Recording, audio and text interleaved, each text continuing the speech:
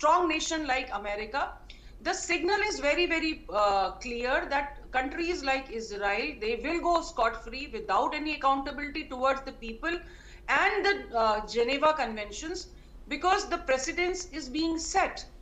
So I don't think anybody is going to, oppose Israel, and all this, Gaza peace accord and other things, everything is going to go down the drain. There is no accountability towards people. People will keep dying. They've just allowed a small group of people to go and seek medical assistance. But Israel does not value human laws. That is very, very clear. And it is because America supports it somewhere in the background. Yes, indeed. And last but not least, so, we were talking about accountability. Where do you see this leading us to? If one country is allowed to do this and another strong nation protects it, where's the international law? Where's the... Yes, what do you think? Sorry. See, United States faces a delicate balancing act. Washington supports Israel's security, but officially, they are just trying to mask it by negotiating two-state outcome. But it remains silent when such things happen. So there is no pressure on Israel to do anything. There may be internal backlash that happens inside Israel, but outwardly we will see that even Iran will start exploiting this narrative. Tehran positions itself as a defender of Palestine resistance. So when increased tension strengthens Iran's ideological influence against the region, what we will see is, again, they will start giving more support to Hamas, because every time these things happen, it is not localized to the place of contention. It spreads to the people who are in ideological support of such things.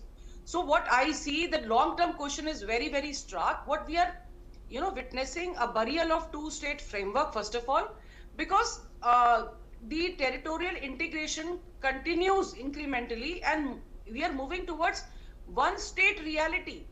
So this unequal kind of military power which is there, and it is going to fundamentally reform the nature of Israel-Palestinian conflict, because Israel has a hold over the territory, over the military power, and over the people of this disputed territory.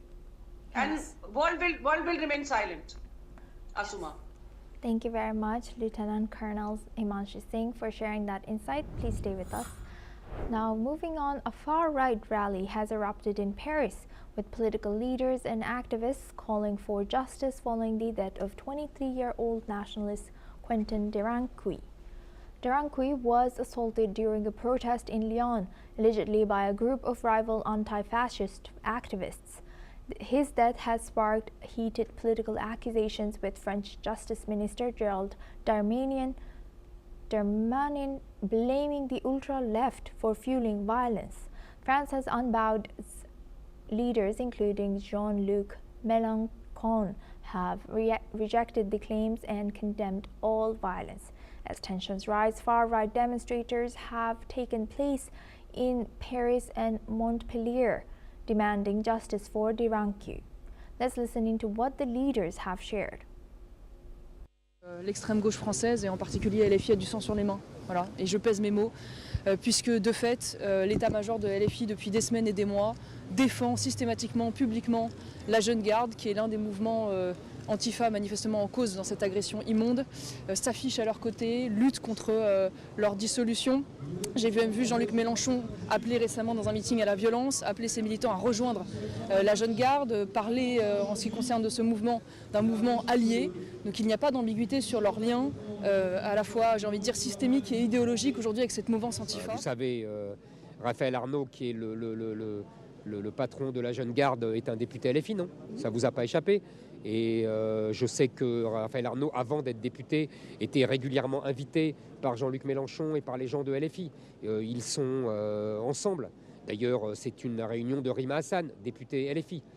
Tout ça est d'une logique implacable. Vous savez, ça fait des années que je dénonce quand certains avaient des tendresses coupables pour Mélenchon et pour LFI. Moi, je disais que c'était le seul adversaire. Et vous voyez, je ne me suis pas trompé. Now we welcome back Lieutenant Colonel Himanshi Singh. She is a defense and international relations analyst, joins us live from New Delhi. Thank you very much for staying with us, Lieutenant Colonel Singh. Now, what more can you tell us about, this ongoing thing in France and also the rise of, far right and far left extremists in many countries? See, what we see when the justice minister uses terms like ultra-left barbarians and the opposition speaks of lynching. So this is not just a street ball. We are talking about the collapse of Republican front. France is not just facing a criminal investigation. It is confronting the crisis of ideological polarization. So this beating, has triggered a national mobilization in France where these far-right groups are holding rallies and they are blaming the far left for political violence. So, we must understand that there are some structural fault lines in France over past 1 decade. What we have seen that France is seeing rising of nationalist policies and politics prominently represented by Marine Le Pen and her movement.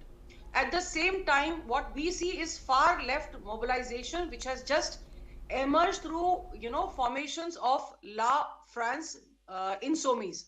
So this polarization, which was intensified after the Yellow Vest protest, and it had begun as an economic protest, which later on turned into an anti-establishment wave.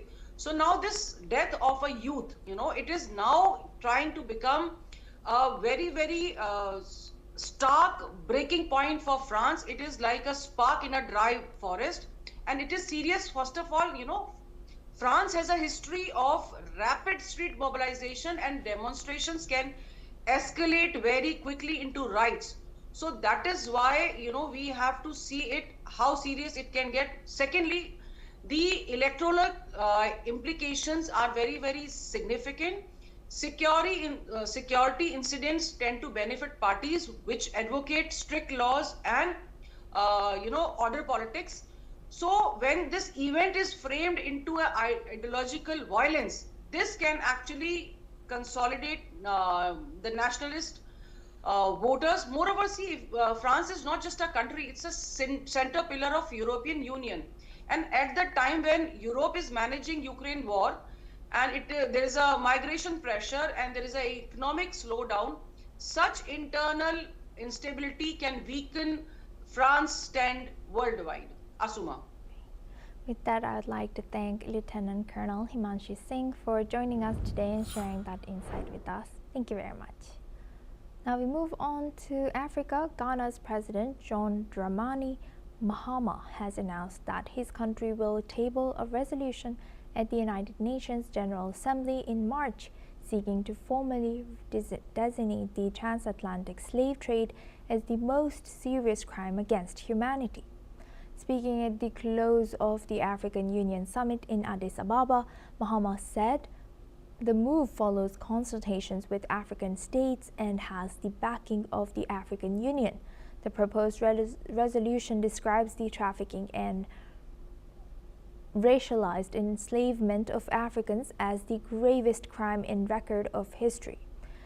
Ghana has long been at the forefront of global calls for reparations, a push now being coordinated with the Caribbean community. Mahama stressed that the effort is not solely about financial compensation, but about restoring historical truth and securing international acknowledgement. The initiative is expected to trigger broad diplomatic debate at the UN as discussions on historical accountability and reparatory justice gain momentum across Africa and the Caribbean. Let's listen in.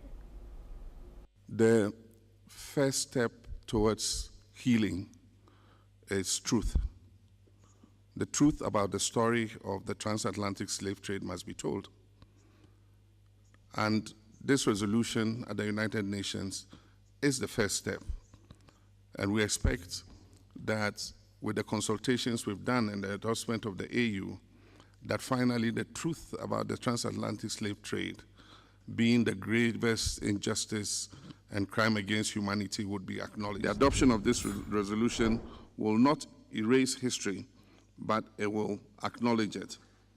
The trafficking in enslaved Africans and racialized chattel enslavement were foundational crimes that have shaped the modern world, and their consequences continue to manifest in structural inequality, racial discrimination, and economic disparity. Beginning 20th February 2026, Ghana will conduct intensive diplomatic engagements in New York with CARICOM, the Non-Aligned Movement, the Group of 77 in China, the European Union, and other regional groupings.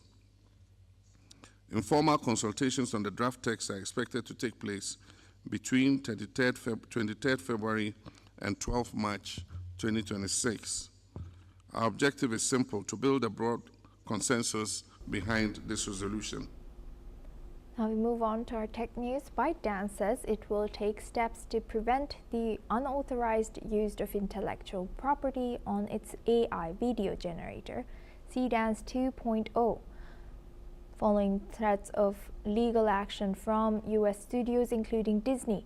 Videos created by the tool have gone viral in China, including AI clips featuring Tom Cruise and Brad Pitt. Disney has sent a cease and desist letter alleging Seedance was trained using copyrighted characters from franchises such as Star Wars and Marvel without permission. ByteDance says it is strengthening safeguards but has not given details as scrutiny of AI copyright practices intensifies. That's all we have time for. Keep watching News 6 World for more news updates from around the world.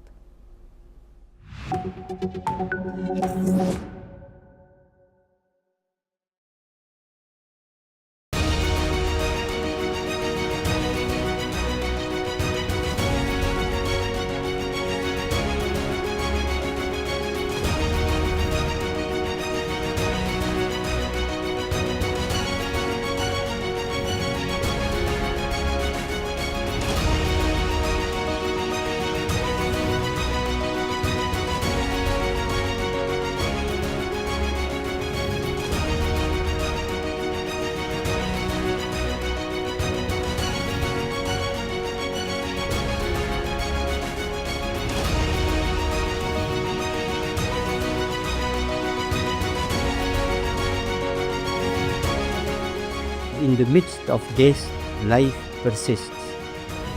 In the midst of untruth, truth persists.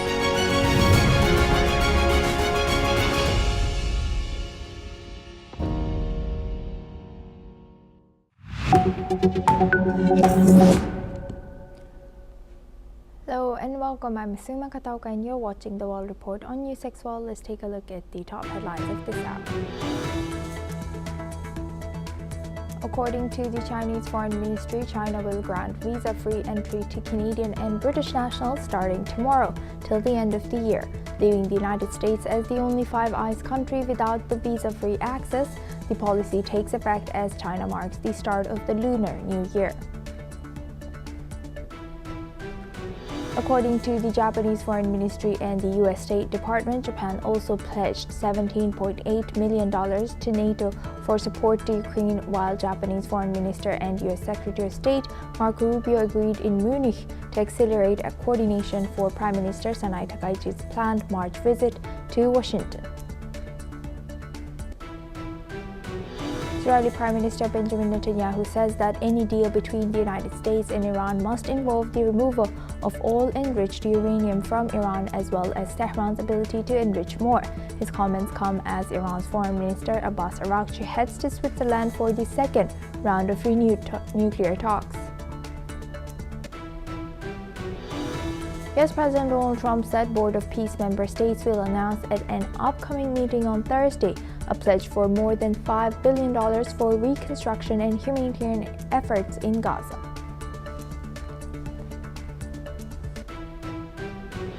U.S. Attorney General Pam Bondi has published a list of over 300 prominent figures mentioned in the files of U.S. financier Jeffrey Epstein.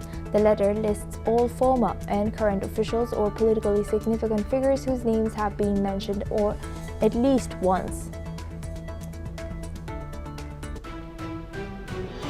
The Russian embassy in Ottawa rejects accusations by the Canadian authorities in connection with statements by European countries about the poisoning of blogger and longtime Putin critic Alexei Navalny, who was listed as a terrorist and extremist in Russia.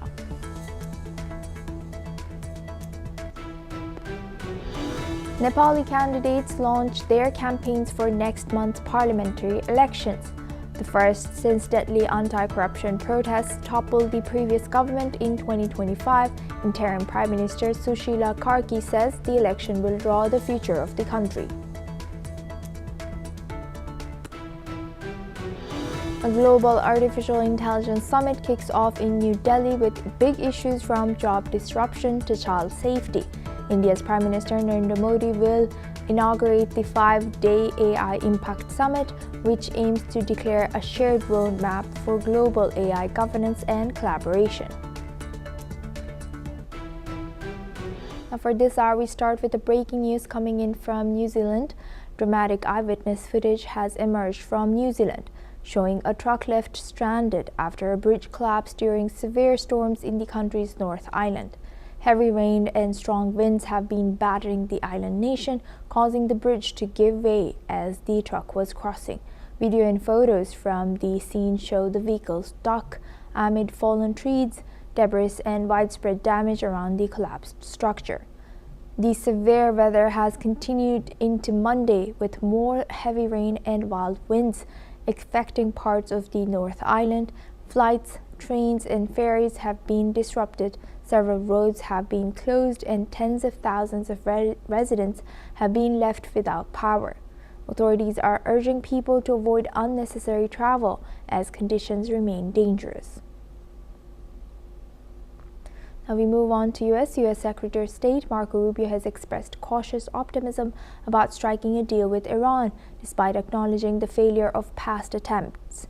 Speaking at a new conference in Bratislava on February 15th, Rubio said no one has ever been able to do a successful deal with Iran, but we are going to try. Let's listen into other statements made by the U.S. Secretary of State. We're dealing with radical Shia clerics.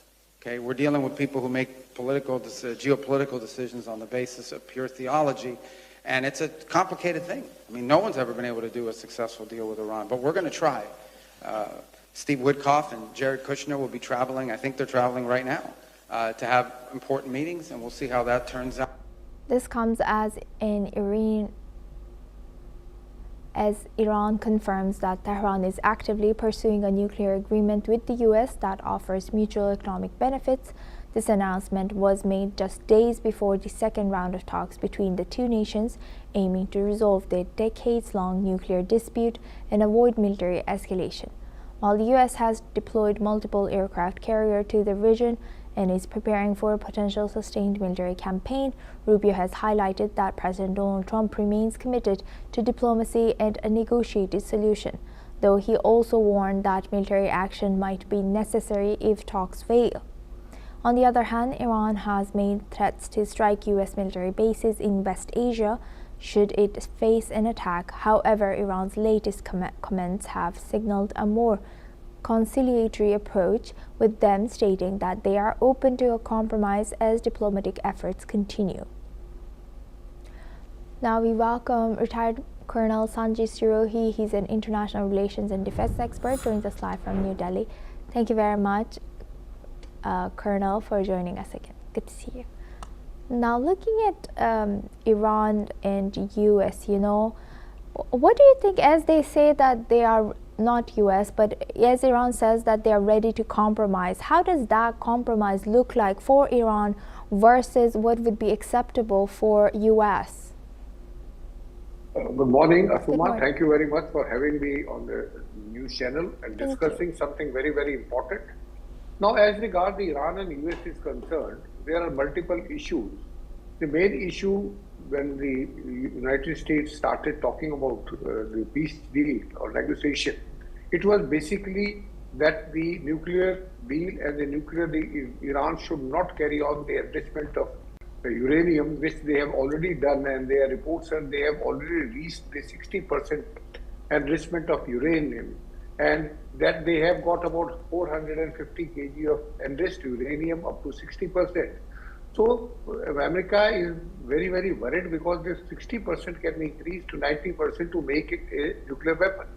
So that was the first point. But now what has happened is that the Israel is not happy with this deal.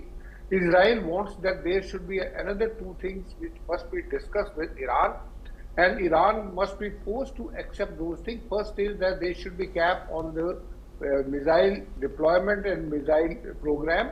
And secondly, Iran should be made to understand that they are not going to support their proxies, whether it was Hezbollah, it was Hamas or Houthis or any other organization which Iranians are supporting, that is the proxies in Iraq and all in the Middle East. So these are the 2 points which are still to be discussed.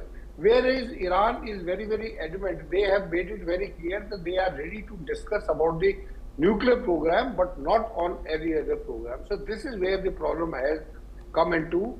And now with the second round of talk, now if the Iran is talking about conciliation, then I think Iran may have thought, because the way the Americans are building up their military assets in all around Iran, so I think they are trying to pressurize Iran to come to some conclusion and to come to negotiation and accept whatever the Americans are asking for. Asuma. Yes, and Colonel, as we heard, President Trump told Israeli Prime Minister Benjamin Netanyahu last year that he would support Israeli strikes on Iran's ballistic missile program if nuclear talks fail between them. So what would be the risk allowing such, and how would it affect India and the neighboring nations, as it's not so far from Iran? Look, Asuma, if the war take place, then the biggest problem for not only India, for other countries also, who are banking on the oil support from the Middle East.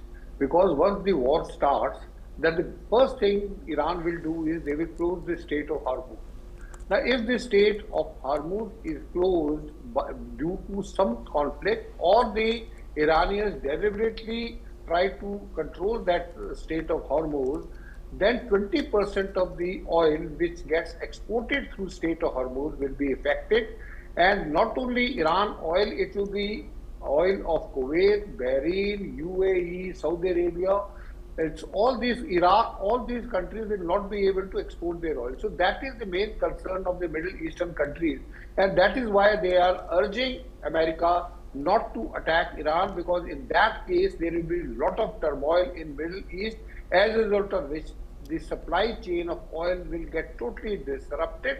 And that is going to create a lot of problems, not only to Iran, but to all other countries who are banking on the oil support from Middle East.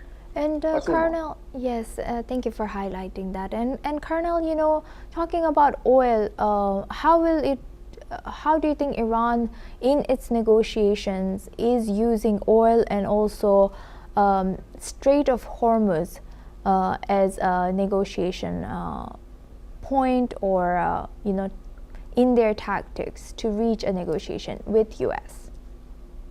Well, as I told you, that Iran is mainly supplied to China. And if the Strait of Hormuz is closed, then the oil which is going from Iran to China will be stopped. Number two, the oil which was coming from Venezuela to China, that has already been blocked. So the main problem will be for the Chinese, because then their supply chain of oil will get affected. So as a result of that, the Iranians are trying to negotiate with Americans on this point, that in case Iran is hit by the Americans and Israelis together, then Iran will hit all the military bases which are located in the Middle Eastern countries, whether it is Bahrain, Saudi Arabia, Kuwait, and UAE. So all these bases will be hit. And I am telling you, if Iran, all sides are hit by Americans and Israel, then I have got no doubt in my mind that Iran will start hitting the oil sites of all other Middle Eastern countries. So that is a big problem, and that is why even Donald Trump is slightly reluctant to take military action, although the posturing is moving towards the military action. But I think it is more of a coercive point that they are trying to put pressure on the Iranians that they must accept all the demands of Americans and Israelis together. Asuma. And last but not least, as building on your answer, as you mentioned, even U.S. is hesitant to attack. How expensive is it for U.S. to move all these armadas to the region and maintain it ready, steady over there? And what would be the risk of Arab countries being driven into this conflict?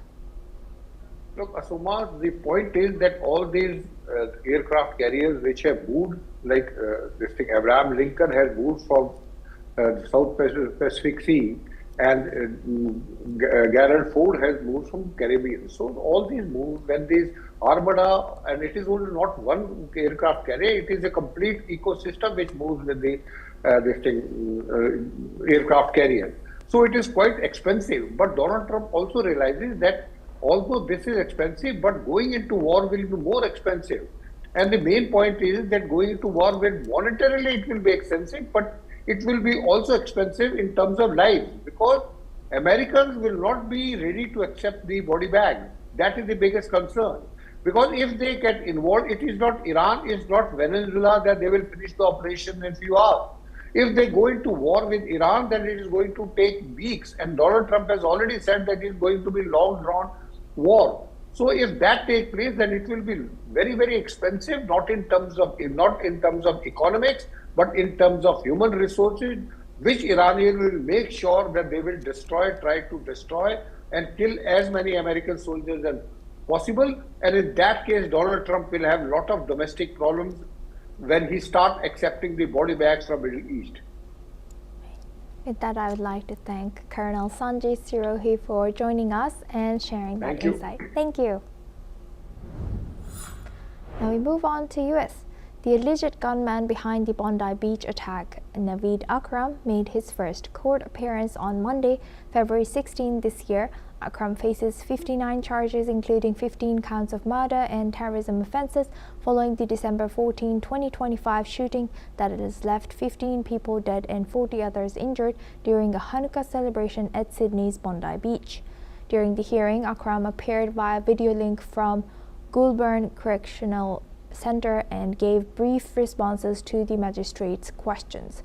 His father, Sajid Akram, was shot and killed by police at the scene. Akram's lawyer, Ben Archbold, mentioned that it was too early to discuss how his client would plead or the details of the attack. However, the case is scheduled to return to court on April 9, 2026. Let's listen into what the alleged Bondi gunman's lawyer has shared. I haven't spoken to him about the attack in that regard. All that we're doing at the moment is starting the process. He's just a client, and he's a client that needs to be represented, and we don't let our personal view get in the way of our professional obligations. The matter's been adjourned. I've got nothing more to say today. Thank you. Now we welcome Dr. Satoru Nagao. He's a fellow at Hudson Institute, joined us live from Tokyo. Thank you very much, Dr. Nagao, for joining us again. Good to see you. Now, looking at this, what more can you tell us about this latest, statements and also what has come out from Australia? The problem is what really happened is a little bit controversial and not identified clearly yet. Firstly, it is clear that they shoot many people in the festival, and that is a hate crime, Semitism-related issue. But even if this is the main part, indeed they have already thrown the bomb to the people, but not exploded. So that's why what really happened, one by one, they need to identify clearly through their investigation, and which will publish in the court. And that is the first one they need to identify. After that, of course, a very important thing is who really involved it and how to prevent it. Who really involved it? Of course, the two people involved this directly, but there is a possibility that another people improve this or support this. These are also the matter, because without identifying these kind of people, the Australian government cannot identify 3% of the terrorism. And even if the only 2 people improved, of course, how to prevent this is very important matter. There is many information of the hate crime or Semitism in this case, but at the same time, Australia's government failed to prevent it. So that's why it has happened, why the Australian government failed. These are the very important lessons for Australia. And this is not only the lesson for Australia, but also a lesson for other countries too, because there is a possibility similar things could happen in the near future. And how to prevent is these kind of things is a very important matter. Right. As you rightfully mentioned, we still don't know so much about this case and the alleged shooter. How has these gun laws changed in Australia after this Bondi Beach attack? Gun law itself, Australia, originally, this is relatively severe.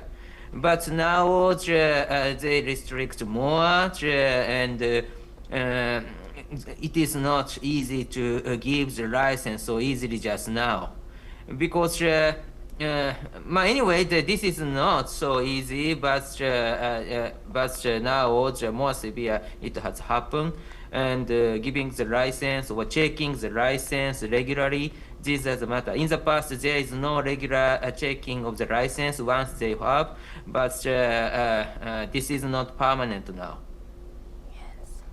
Although it's not permanent, for the safety of Jewish people there and to further avoid any hate crimes, what do you think needs to be done? Yeah, in this case, the checking the remarks of the people. In the case of the perpetrator this time is before they conduct this terrorism, they visit Philippines and receive training from Islamic extremists. So that's why when Australia checks their travel plan, and was their remarks on the sense was this kind of information, and there is a possibility they can identify their plan to do before they conduct it. So that's why a more regular check is needed. The problem is how much cost Australia will pay for the national security, especially preventing terrorism.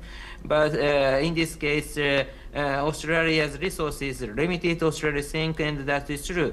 Of course, in case of the visiting other countries, the cooperate with the Philippines is also matter, or other countries matter.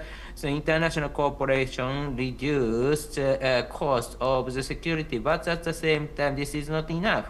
Anyway, so that's why Australia must take charge of the Australian security. And in this case, the view from this incident, what Australia has done is not enough, clearly. So that's why Australia needs to improve more regular check, more regular deployment, more regular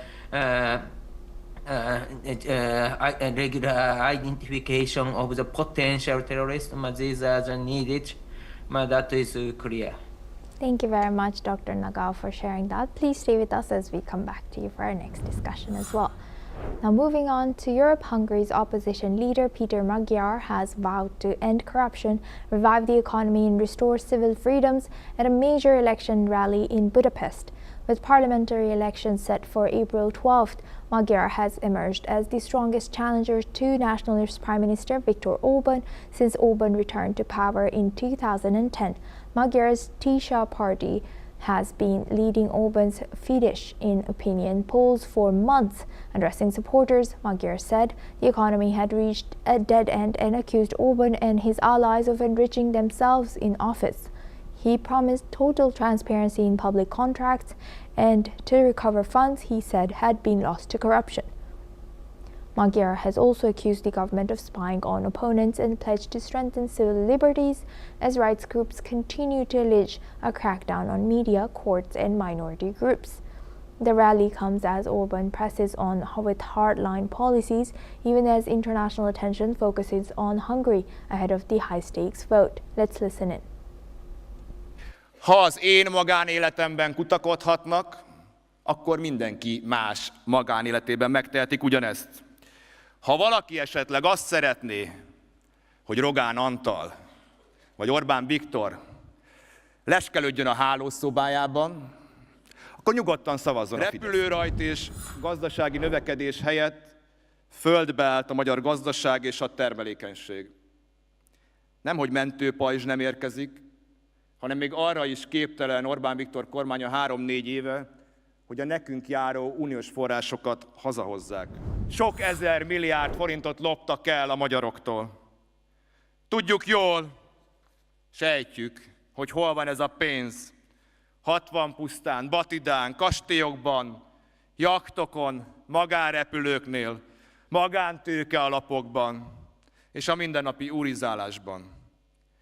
Innen is üzenjük, visszakérjük és visszaszerezzük a magyar emberek vagyonát. A korrupció felszámolása érdekében haladéktalanul csatlakozunk az Európai Ügyészséghez, létrehozzuk a Nemzeti Vagyon Visszaszerzési és Védelmi Hivatalt, és biztosítjuk a közpénzzel kapcsolatos szerződések teljes körű nyilvánosságát.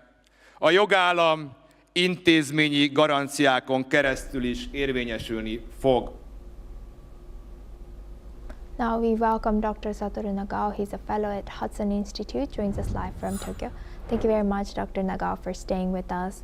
Now looking at this, what makes Orban and this particular opponent different when running for presidential elections?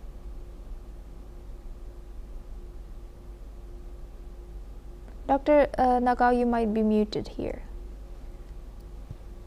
Sorry. Thank you. Mute has resolved. Anyway, most important difference in this case is ruling party or opposition party. That is very important because what I want to say is since 2010, more than 15 years, the Prime Minister Orban continued as a leader of the Hungary. So 15 years is too long for any people. So that's why the people want to complain the new. Because long term means that when they sworn in, the people compare with him and the predecessor, Prime Minister Orban and the predecessor. In this case, image of the Orban is new. But after that, 15 years later, people compare with the current Orban and Orban in the past. Orban in the past is, of course, fresh image, new image, but the current Orban, compared with the Orban in the past, this is not new. So that's why automatically long term indicates that people want to complain and people want to change the leader. In this case, this new opposition party has the advantage. And if the economy is not good, this is a more push for the opposition party to ask Orban to change the policy or change the government itself. So that's why the opposition party has the advantage in this case. But still, will Orban need to give up, maybe view from the current situation? Not so easy. Still, the Orban's regime has a relatively strong base in the Hungary, and rising the power of the TISA will change the government. This is a little bit difficult situation, people believe, and I also believe. Thank you for highlighting that. And also, you know, the fact that Marco... What we can do as the Interparliamentary Union to strengthen democracy, to promote human rights, to ensure that humanitarian law is respected. UN Security Council needs a makeover, a comprehensive reform, and India deserves a position there, a role there. Prime Minister Modi, during Operation Sindoor, made it amply clear that war has never been India's choice. We are with the side of peace. We are neither neutral nor indifferent. We are with peace. We would have dealt with the U.S. a whole lot on trade and those kinds of things, and that's not as certain these days. So we have to go back and look at our European partners, our Asian partners. An opportunity to exchange, to have a dialogue, to have a debate on a different perspective on finding the solution of the conflict. First thing that is important to have a common ground, and that we do have with humanitarian laws and human rights, but also to say, okay, what does it mean for us as a country to act on these laws and how can we work together? When we realize that there's something wrong with democracy, the institutions and policies, values come together and we take stock, and it's possible then to improve and chart a new course for democracy. It's the people's right to self-determination, and if they want to be independent, they should be independent. We will not start a war against Greenland.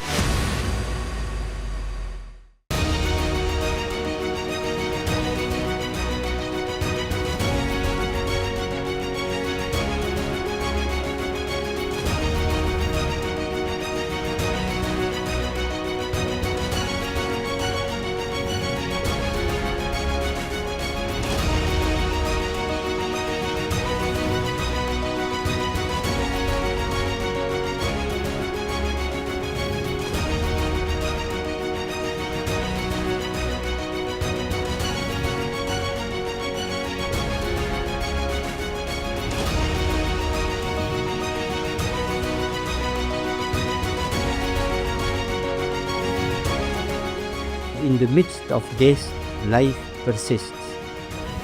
In the midst of untruth, truth persists.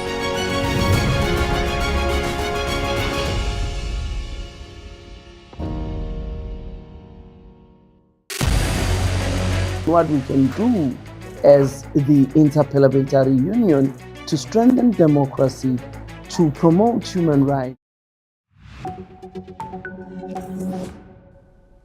Hello and welcome. I'm Ms. Suma Katauka. You're watching the World Report on News X World. Let's take a look at some of the headlines of this hour.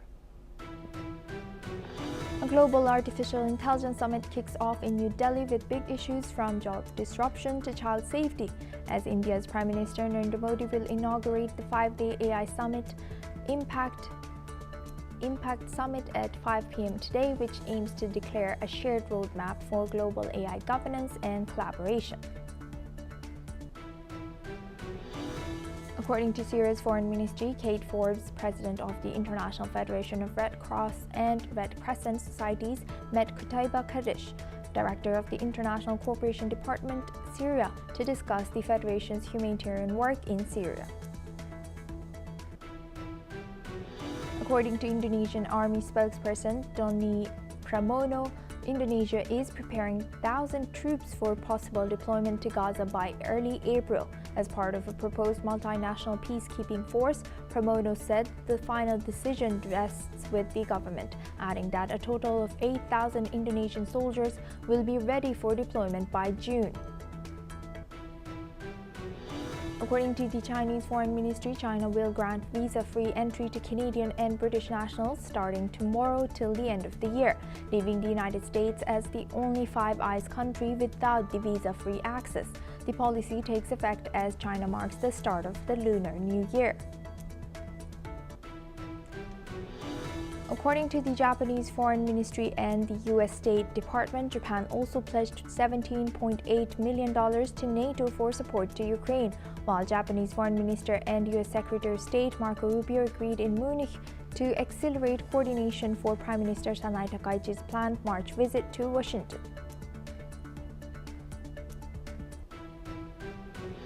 Israeli Prime Minister Benjamin Netanyahu says that any deal between the United States and Iran must involve the removal of all enriched uranium from Iran, as well as Tehran's ability to enrich more. His comments come as Iran's Foreign Minister Abbas Araghchi heads to Switzerland for the second round of renewed nuclear talks.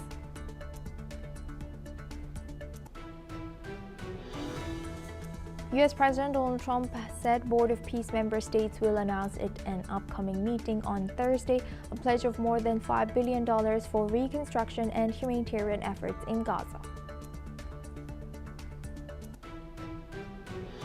U.S. Attorney General Pam Bondi has published a list of over 300 prominent figures mentioned in the files of U.S. financier Jeffrey Epstein. The letter lists all former and current officials or politically significant figures whose names have been mentioned at least once.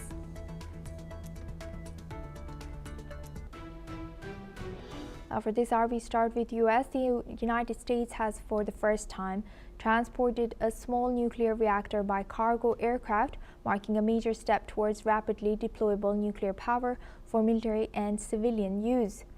The Department of Energy and Defense flew a microreactor from California to Utah aboard a C-17 military aircraft in partnership with California-based company Valar Atomics.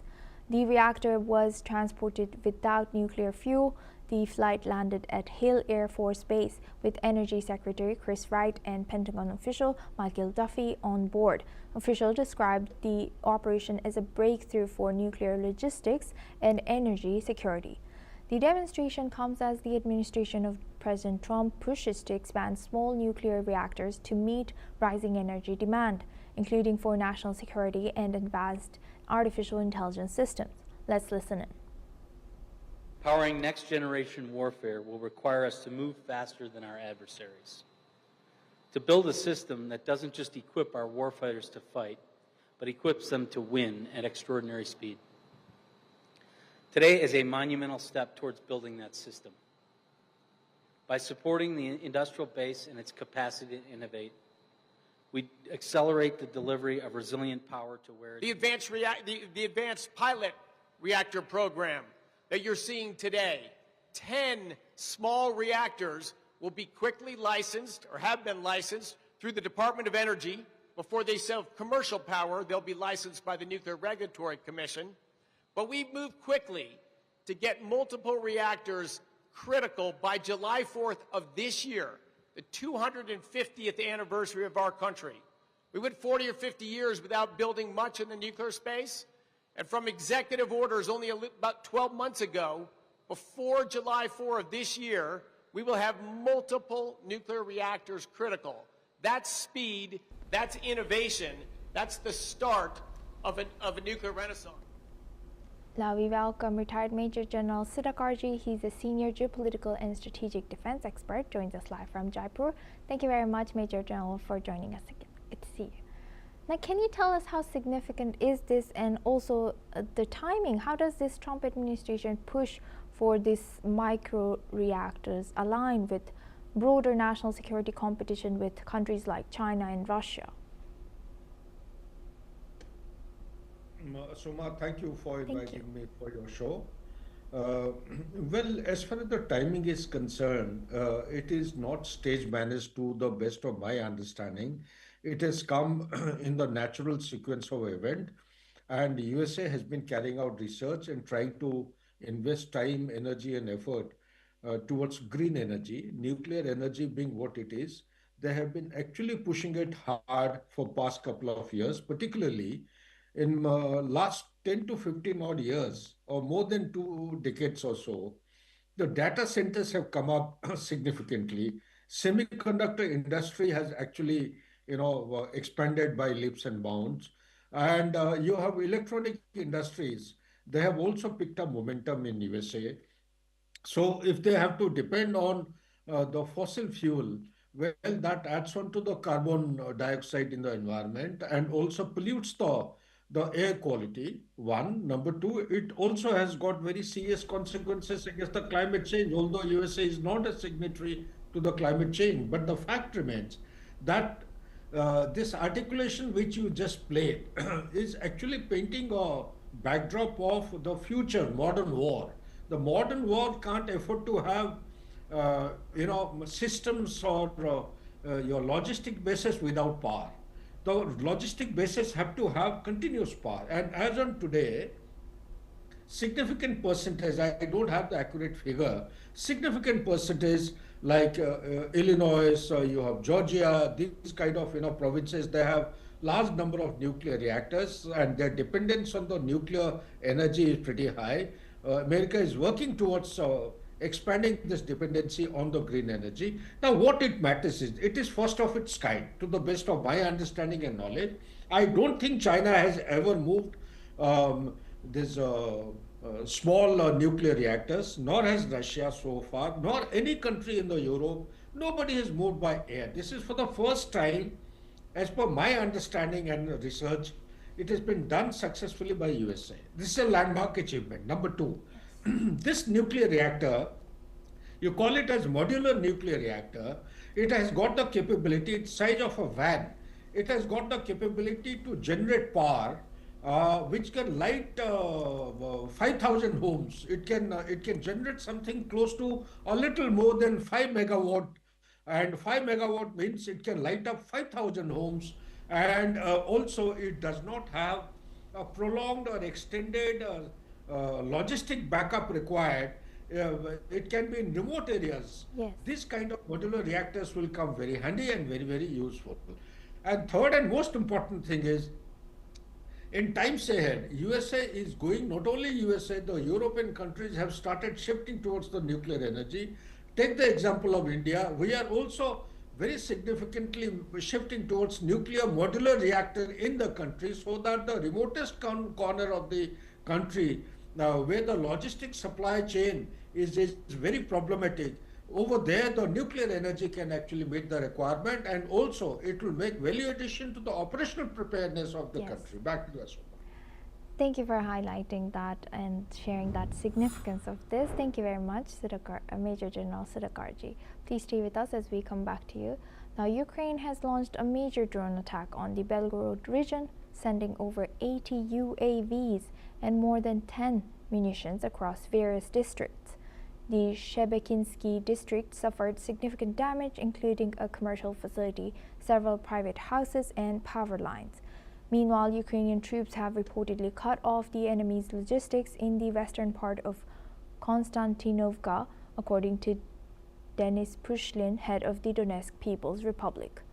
Russian troops have also advanced towards Dobropolye, continuing operations in the Krasny Liman frontline area.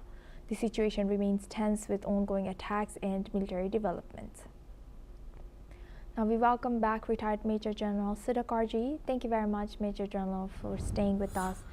Now, looking at this, it seems like the front lines are escalating from both sides. How do you think this will be jeopardizing the upcoming talks between US, Russia, and Ukraine? Yeah, that's a good point you have raised. Good question. Thank you. You see, my understanding is that the peace process will continue, and these kind of escalation of the military operations also will continue side by side. People who are in the know-how of things, who are progressing the peace process, they should not get distracted. We must continue with bringing in peace to this mindless conflict in Ukraine. The point that actually, which is to be noted, is it is very difficult to pinpoint as to who triggered the first one. It's a cyclic kind of an operation. Prior to this, Russia was hitting hard against Kharkiv and Kyiv and Odessa. So in response, now Ukraine also was waiting at Belgorod. As you know, it is a logistic base. It is the administrative headquarters of the oblast, around 40 kilometers away from the border. And many communication connectivities, lots of roads, railway lines, they come and converge here. One is here, the other one is Bryansk, that is opposite Kyiv. So this one is opposite Kharkiv. And also Belgorod, it is on the bank of a river. What I am trying to highlight is that if it continues further unabated, this may actually cause a jeopardy and also give a setback, serious setback to Russia. Take your mind back, because when the Battle of Kursk was taking place, Ukraine had made very deep inroads into that area. Russia pushed them back and took it back last year, I think, if I remember correctly. Similarly, Belgorod is not very far off. if Ukraine wants to give a kind of a pushback to Russia, they can very well penetrate and invade into this area and carry out isolation, which will be very, very detrimental. But my take on the whole issue is, regardless of what is happening on the battlefield, the peace process must go on. Otherwise, this conflict will never come to an end. Back to you, Asuma. And as tensions rise, what can we expect from this upcoming talks? And also, why do you think this has the delegation or the talks have been moved from Oman to Switzerland, if I remember correctly? Yeah, you're right. They have moved. Delegations have undergone change. The delegation of Russia has changed. Delegation of America also has changed. And the location is, you see, these are all matters of logistic convenience, I would say, and also compatibility with the host country. At times you find Oman is actually specialized in Middle East peace. There is an old saying, now Oman's name also has to be added. Henry Kissinger long time back said that to start a war in Arabic countries, you cannot start a war without Egypt, and you cannot have peace without Syria. So at one point in time, Syria is to play a center stage as far as the Middle East peace is concerned. Now Oman is playing a very important role. Now with regard to the Ukraine peace process, the delegations also, to my understanding, have moved to Switzerland. And over there, Switzerland, by virtue of the peace efforts world over, post 1945, perhaps they would have selected. Plus, the Geneva is also not very far off. So they would like to have it in the proximity. Consultation process will be better, coordination will be better, and therefore the call has to be taken by the United Nations, which is not very far away. One office is there in Washington, another is here in Switzerland. So therefore, to formulate any kind of a strategy which will take forward the peace process and bring this conflict to an end will be much easier administratively and logistically if it is in place like Switzerland. Back to you, Asuma. Major General Sudhakarji, for joining us today and sharing that deep insight with us. Thank you very much. Thank you. Thank you. Now we move on to our next news. A new long-duration crew from SpaceX has successfully arrived at the International Space Station, marking the latest rotation mission to the orbiting lab. The astronauts docked after a multi-day journey aboard a Crew Dragon capsule and were welcomed by the expedition team already on board. The mission will see the crew spend several months conducting scientific experiments, technology tests, and maintenance work. The flight is part of ongoing efforts by NASA and SpaceX to maintain a continuous human presence in low Earth orbit. The arrival also underscores SpaceX's growing role in human spaceflight as crew rotation missions continue to support research and operations aboard the orbiting outpost.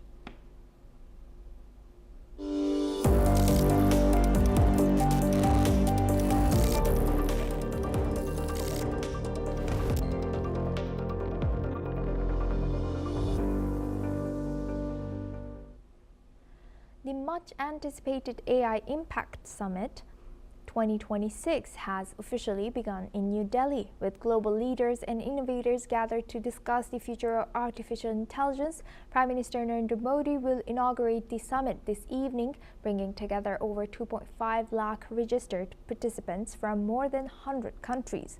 India's Vice President C.P. Radhakrishnan has highlighted that AI must remain human-centric, with a focus on addressing global challenges and enhancing accessibility. Meanwhile, global leaders like French President Emmanuel Macron and UN Secretary General Antonio Guterres are attending, alongside industry giants like Sundar Pichai, Sam Altman, and Shantanu Narayan, further solidifying India's role in shaping AI for global benefit. Key sessions have already started, featuring discussions on crucial topics. These include AI's impact on employability, India's AI infrastructure, and the role of AI in societal benefits. Furthermore, AI for economic development and AI governance will be discussed in sessions that will set the tone for future global partnerships in AI. The AI Impact Expo, which opens tomorrow, will showcase more than 300 pavilions displaying the latest advancements from 13 countries, including the UK, Japan, and Australia. Attendees will experience first-hand demonstrations of AI technologies that are reshaping industries from healthcare to education. With 500-plus sessions lined up, the summit is set to explore how AI can help address on-the-ground issues, particularly for emerging economies. The India AI Impact Summit will continue until February 20th and is poised to leave a lasting impact on global AI policy, governance, and development.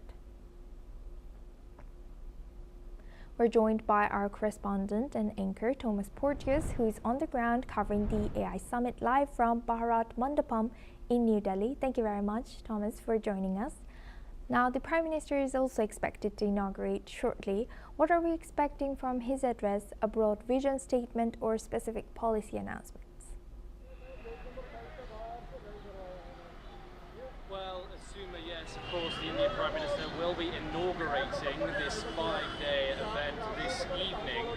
Of course, it is yet to kick off fully, but as you can see behind me, the area certainly is buzzing with delegations flooding into the venue. In terms of his address, as you asked, India is set as a co-forefront when it comes to artificial intelligence. It has the third largest startup ecosystem globally, just behind the United States and China, the two frontrunners of this global AI race. But as you said, the address is set to set up a standard for AI being accessible by all. That is the forefront at the first AI summit in the global south. We've previously seen summits in the likes of the UK, France, South Korea and others, but this is the first in South Asia of its kind. The point of this summit is to establish governance documents, bilateral agreements between countries that will indeed put AI at the front of things that really do matter. Medicine, agriculture, things that are going to make the general population's lives better. So that is what we are expecting from the Indian Prime Minister's address as the summit gets fully underway. Thank you for highlighting that, Thomas. Now, this summit is being positioned as the first major AI gathering in the global south. Are delegates framing it as a shift in global tech power, or is that still aspirational? India certainly has power when it comes to this field. Its tech industry is one of the leading factors which, of course, has made India explode economically. It is, after all, the fastest growing economy in the world. However, it does trail behind the United States and China, but India is the world's third largest ecosystem when it comes to artificial intelligence, economically behind Beijing and Washington when it comes to this. Most large-scale foundation models, however, are in China. Okay, and so yes. Thank you, Thomas, for sharing that. And now, with CEOs and policymakers under one roof, are we expecting major bilateral meetings or side deals to take place alongside the former sessions? Yes, of course, there's going to be many major significant figures here. Over 100 countries are going to be represented, with over 20 heads of state, including that of France, Brazil, and many other countries. Of course, the Indian Prime Minister will address the crowd first, and then leading into Thursday and Friday, there will be those significant speeches. Bilateral meetings, of course, the Indian Prime Minister is set to meet with Prime Minister Modi. The Indian Prime Minister is set to meet with Emmanuel Macron on the sidelines of this, as well as Luis Inacio da Silva of Brazil. Those are the two significant leaders that are coming to this, so we will expect some developments there. And Thomas, lastly, before the doors even open, what would count as a tangible success for India by the end of this week? A declaration, investment, commitments, regulatory alignment?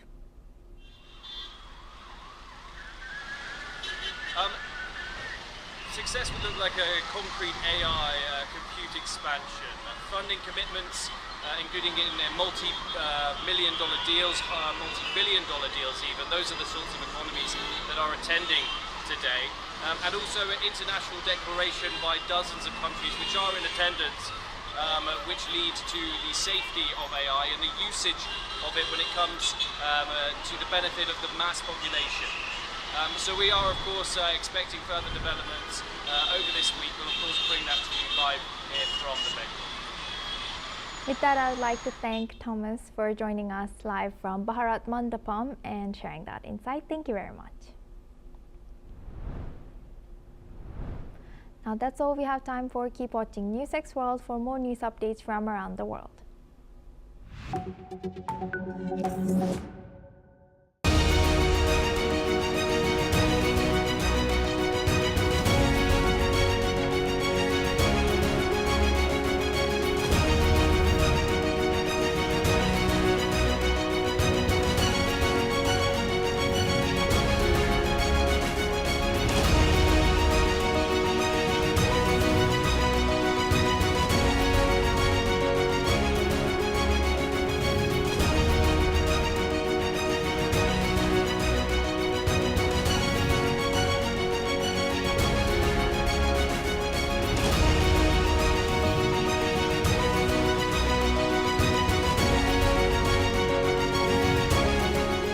In the midst of this, life persists. In the midst of untruth, truth persists.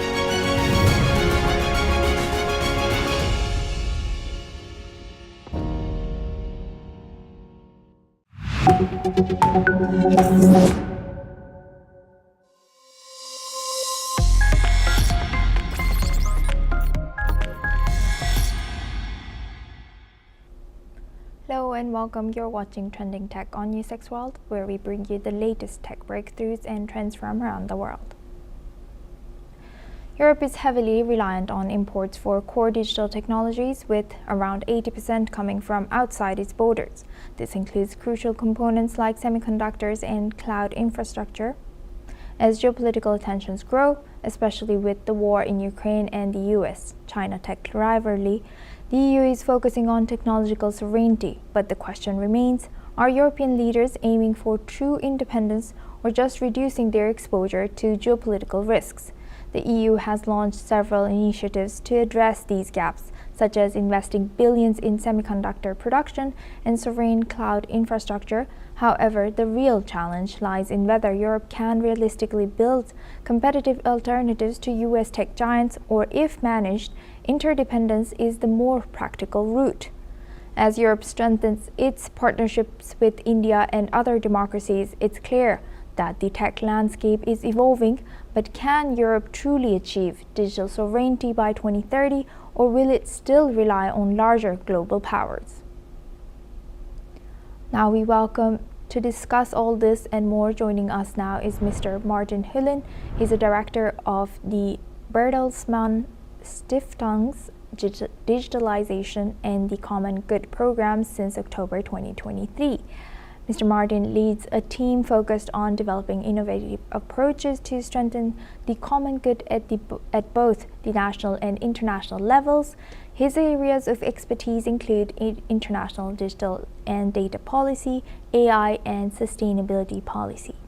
His work and views have been presented at prestigious venues like the UN World Data Forum and COP conferences, and he was honored with the Future of Data Award in 2023. Thank you very much for joining us, Mr. Martin Hulin. Thank you very much for having me. Thank you.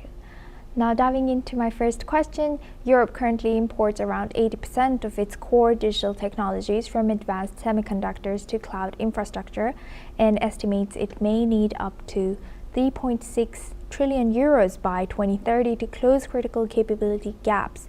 Recent geopolitical shocks from the war in Ukraine to US-China tech rivalry have intensified concerns about strategic dependence. When European leaders talk about technological sovereignty, are they aiming for true independence or simply reducing exposure to geopolitical risks? Thank you for this question. So the reality is 80% of dependency on technological tools is indeed a vulnerability, and especially in those areas that you have pointed out, like semiconductors, cloud infrastructure, and AI, where disruptions of, for example, imports could paralyze our economies and also governments. And Europe at this stage is in the middle of a mapping exercise of seeing where these vulnerabilities are, and is fully aware that, of course, there's already an existing huge interdependence. However, the current focus is very much on reducing critical dependencies that pose also geopolitical and security risks for us.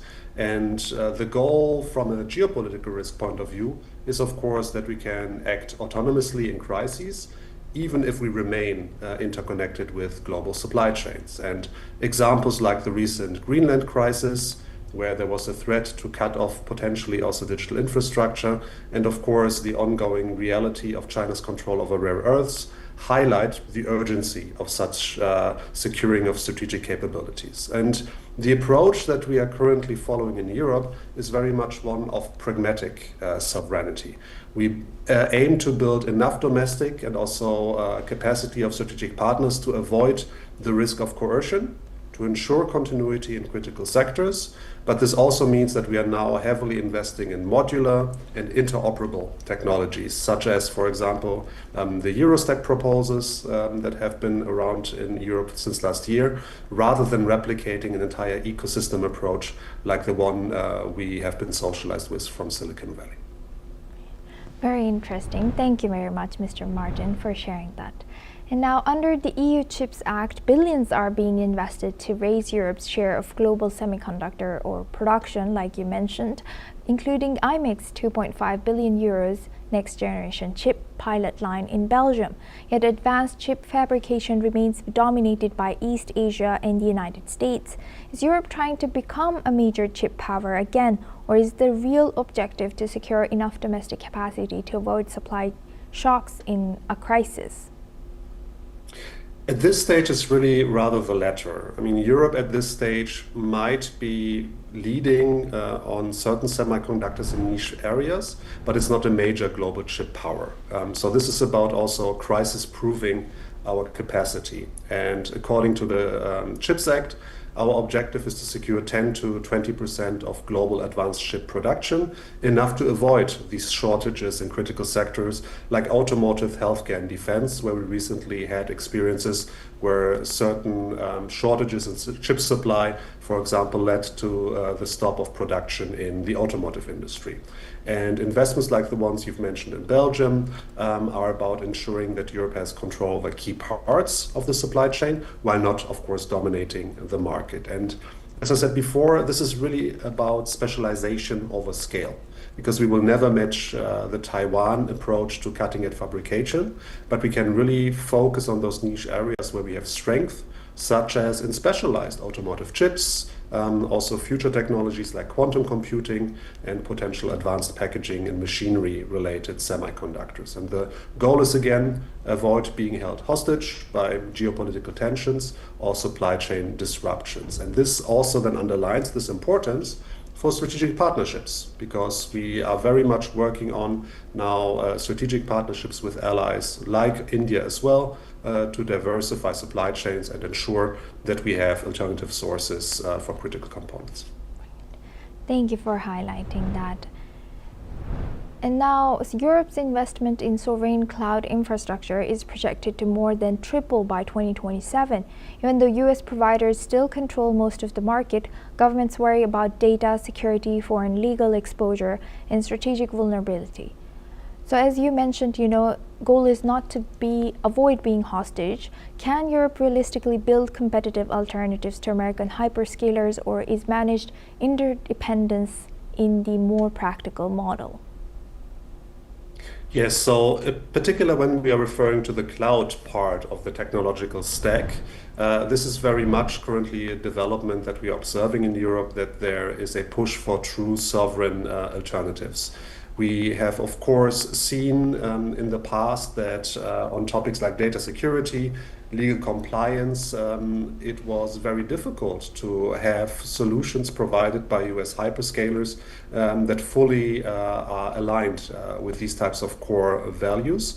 We've also been seeing a big push from US-based companies on providing sovereignty as a service, while at the same time, when one looks behind the screen of these types of suggestions, nevertheless, we are still then affected by not fully sufficient guarantees around data flows that might then actually flow away from our own home turf. So there were projects in the past like Gaia X, but also homegrown alternatives that aim to provide European controlled alternatives. But this is, of course, a complex effort right now to try to also manage the interdependence that we have in our industries, all the way into our governments on existing, let's say, for example, US cloud services.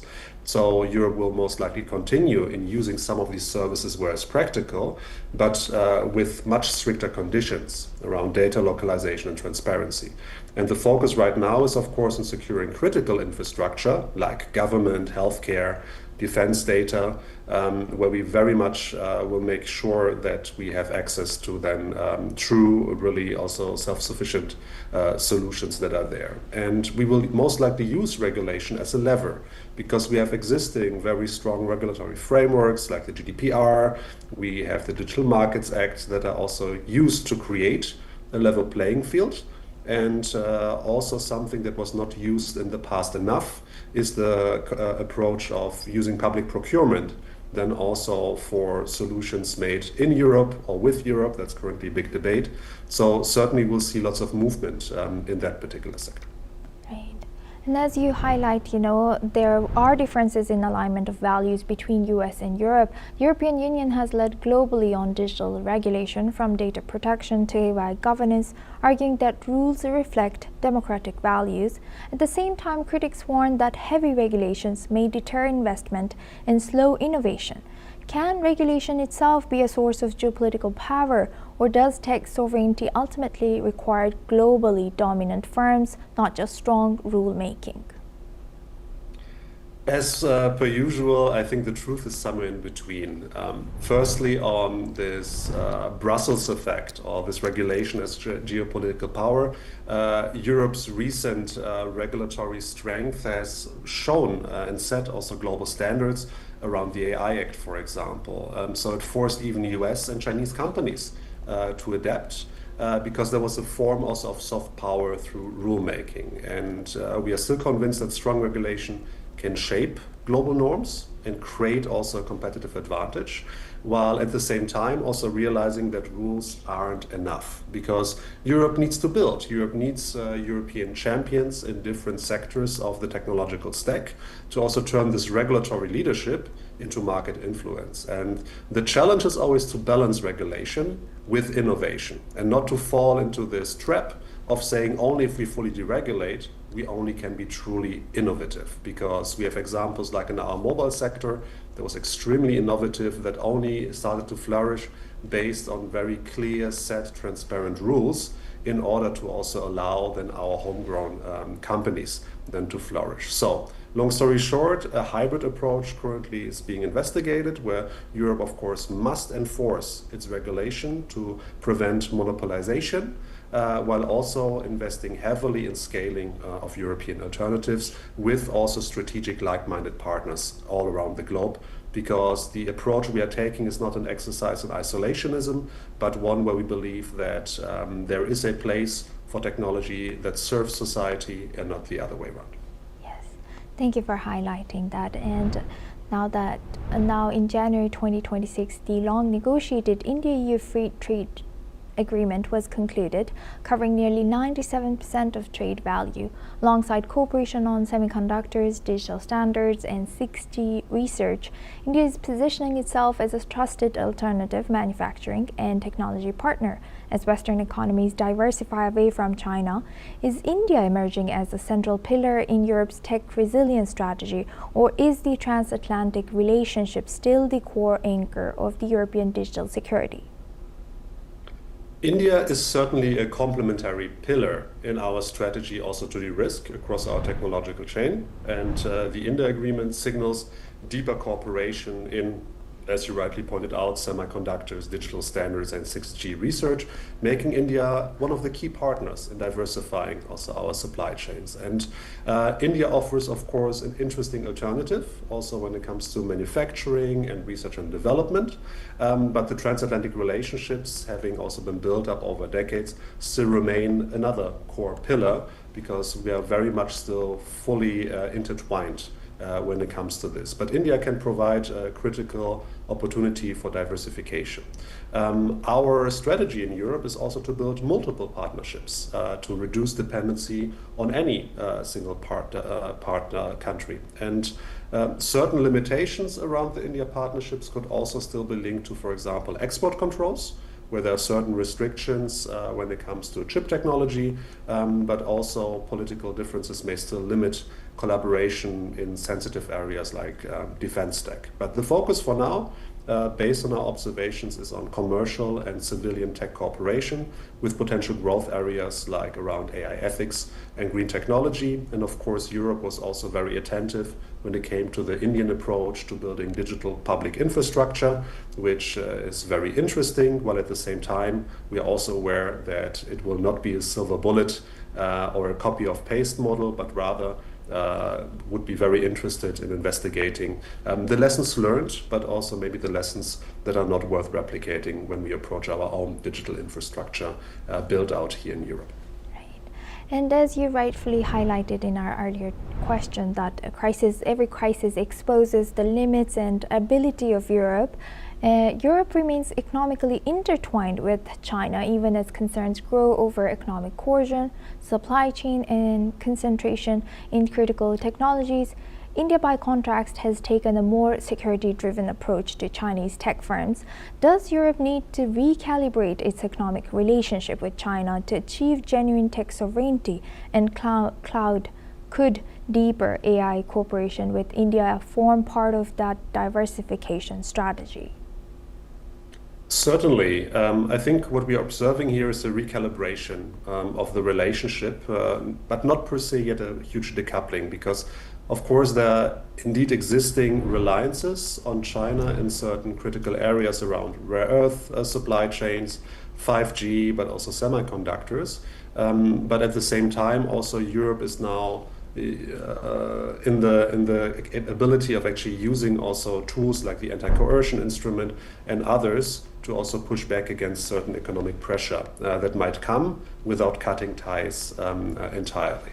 And India, as mentioned before, is certainly a diversification partner, so very much aiming for deeper cooperation there. We've also been observing in the Indian approach to a security-driven investigation when it comes to Chinese technology.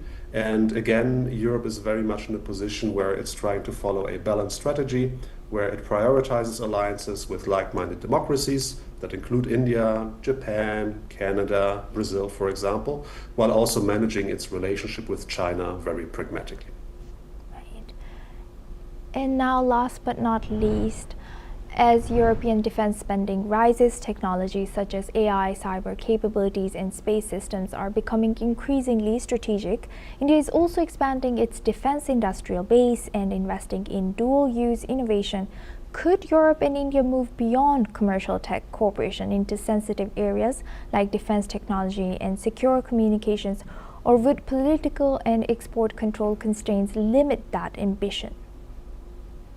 So we just had the Munich Security Conference last week, and I think this was certainly one of the discussion points in the rooms. I think what we will see throughout this year is a further investigation of the potential for cooperation around dual-use technologies. Some are very interesting around, for example, post-quantum cryptography, secure 6G networks, so those could maybe be a starting point. But as you rightly stated, political and export control constraints will play a role in also the potential of these discussions then, coming further to fruition. But I think, as mentioned before, this is all about taking a step-by-step approach, starting with less sensitive areas around the space topic, cybersecurity, and then investigating, as the trust grows, if maybe in the future there might be other opportunities for strategic partnerships. Yes, we will be eyeing that. Thank you very much, Mr. Martin Hulin, for joining us on this episode of Trending Tech. It was a pleasure. Thank you for having me. Thank you. With that, it's a wrap on this episode of the Trending Tech. For more tech updates and innovations, stay tuned on News6 World.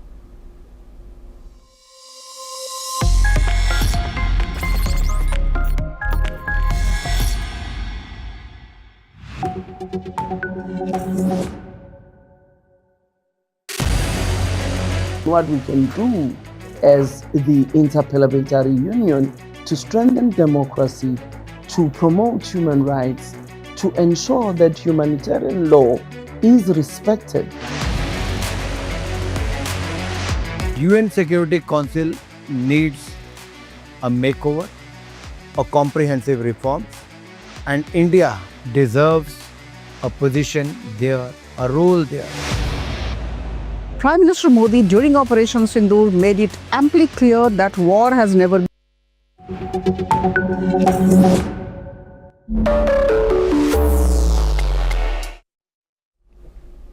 Hello and welcome to Deep Dive on News6 World. I'm Suma Katauka. Today we're zooming in on the escalating tensions in West Asia and the US military's powerful response to Iran. In a dramatic repositioning, America has deployed 6 warships to the region. But as the US expands its military footprint, questions of hypocrisy emerge. While Washington criticizes other nations for military aggression and territorial expansion, it's now stepping up its own military presence, raised under the guise of defense. US defense officials say the new additions include 4 guided missile destroyers, the USS Frank E. Peterson Jr., USS Bruins, USS Mitchell, and USS McFaul, along with 2 littoral combat ships, the USS Santa Barbara and USS Canberra, headed for operations in the Persian Gulf and adjacent seas. Already positioned in the region are the aircraft carrier USS Abraham Lincoln and its strike group, establishing a powerful nuclear-capable presence alongside other U.S. naval assets. To note, the deployment of these warships are also strategic. Take a look at the positioning. USS Frank E. Peterson Jr. deployed in the central and northern Arabian Gulf, providing support for regional security operations and maritime defense. USS Bruins positioned near the Strait of Hormuz, ensuring safe passage through its vital shipping lane and responding to any potential Iranian provocations. USS Mitchell, operating off of the coast of the United Arab Emirates and across the Arabian Sea, protecting shipping routes and monitoring military activity in the region. USS McFaul, stationed in the northern Persian Gulf, providing surveillance and response capabilities in this highly strategic area. USS Santa Barbara, deployed in the Strait of Hormuz and along the coastlines of Bahrain and Qatar, engaged in shallow water operations and infrastructure protection. USS Canberra, positioned along the Persian Gulf oil shipping lanes, ready for rapid response to any security threats in this critical area. So what does this deployment mean? To fully understand the impact, let's step back and look at the context. The USS Gerald Ford and USS Abraham Lincoln carriers were already stationed in the region, but this latest military repositioning marks a dramatic escalation. This move comes at a time when diplomatic negotiations between Washington and Tehran remain tense. Furthermore, the US has been working to extend the pressure on Iran to negotiate over its nuclear program and regional activities. What does this military push indicate about U.S. policy in the Middle East? For decades, the U.S. has maintained a strong military presence in the Persian Gulf as a means of projecting power and ensuring the stability of the region, but this latest deployment could signal a shift in strategy. The United States is not just showing its strength in response to Iranian actions, but also to demonstrate its commitment to the region at a time of uncertainty. The U.S. presence is about more than just defense. It's about making a political statement, a statement that regardless of the outcome of diplomatic talks, the United States will continue to ensure its interests and the stability of the Gulf. Meanwhile, Tehran has been watching this escalation closely.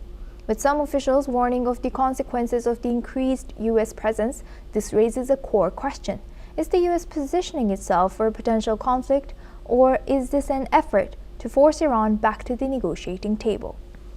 The implications of this military deployment could be far-reaching, not only for the U.S. and Iran, but for the entire region. Firstly, the increase in military strength could shift the balance of power, particularly in the Persian Gulf, where tensions with Iran have long been a point of contention.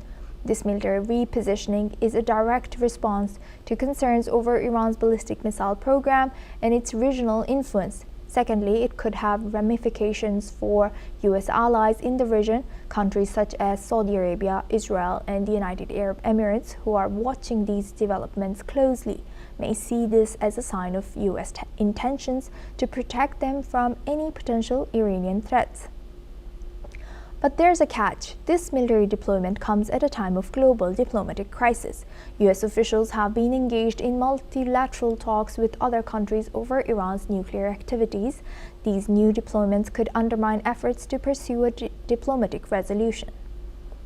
In the coming days and weeks, all eyes will be on the Persian Gulf, the U.S. Navy, and whether this military mighty push will lead to further diplomatic efforts or into a more tense and complicated standoff.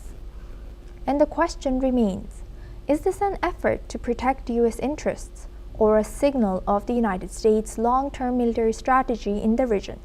Will this move bring about a shift in the balance of power, or will they simply strengthen U.S. influence in the Middle East? These are the questions we will continue to watch closely. Now for this discussion, we are welcoming retired Lieutenant General Raj Shukla. He's a former Army commander, joins us live from New Delhi. Thank you very much, Lieutenant General, for joining us on NewsX World. Welcome. Thanks for inviting me. Great pleasure to be here with you. Thank you. Now, diving into my first question, Washington frames this surge as a defensive one within striking range of Iran's most sensitive maritime corridors. Where does deterrence end and provocation begin? Is this a genuine move towards regional stability? See, what you're saying is can power play manifest across the globe. The Americans have 800 bases, military bases spread across the globe, and 11 aircraft carriers, which you described at great length.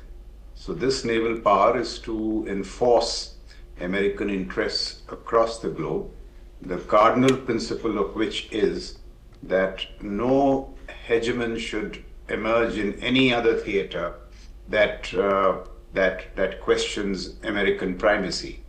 And since the Ayatollah regime in Iran was beginning to do that, last year you saw Operation Rising Lion, Midnight Hammer, that was primarily targeting Iran's nuclear arsenal, but also was a signal that America was willing to intervene militarily in order to protect American interests.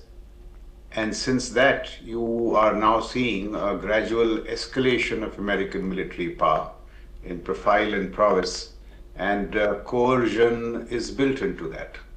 So that is how I see things evolving. I'm not surprised at all. This is American power play at its very best. Thank you for highlighting that, Lieutenant General.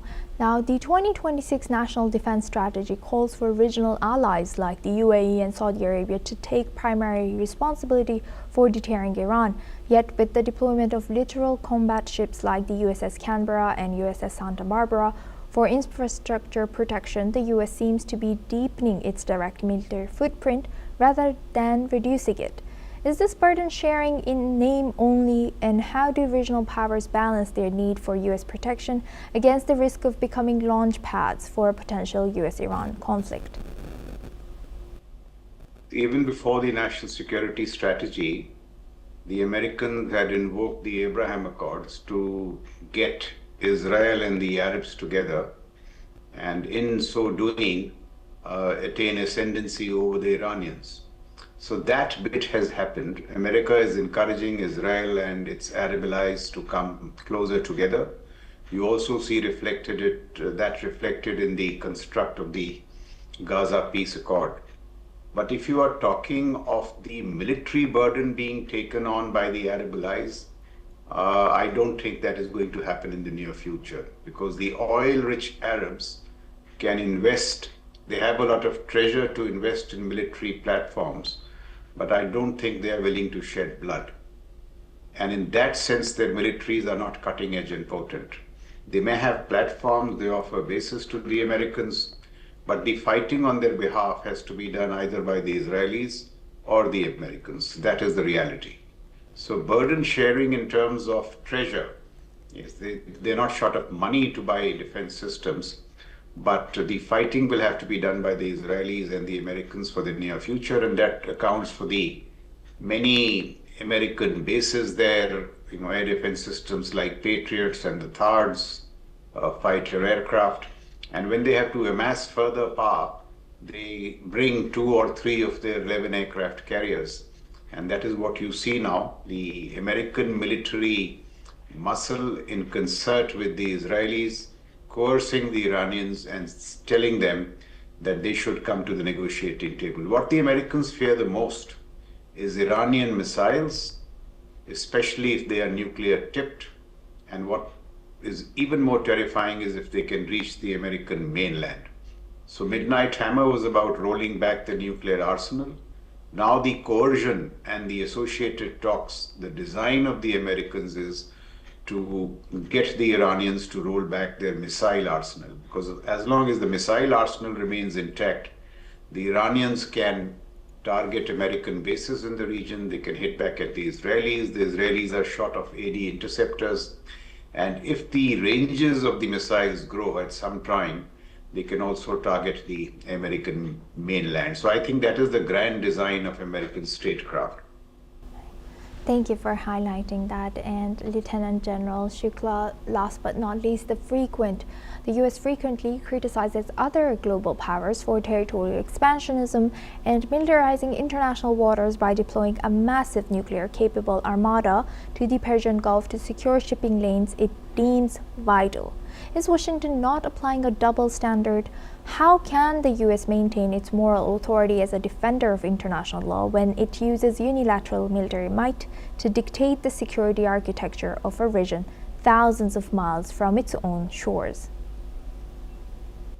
In the international system, power outranks morality.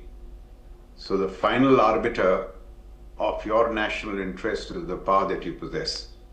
Morality matters, but in far lesser degree. So when the Americans have power, in that famous question that Trump posed to Zelensky, what cards do you have?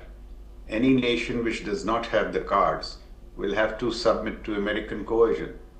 And that's exactly what's happening.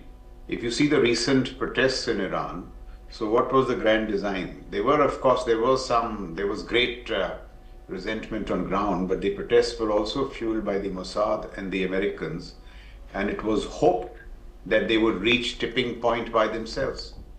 But they did not reach tipping point because the Americans at that point, their aircraft carriers were deployed for Venezuela. They could not concentrate them in time to attack the Iranian regime.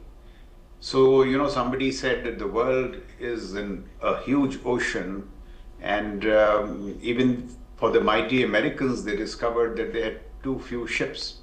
They could not concentrate the aircraft carriers in time, and the protests ultimately they faded out.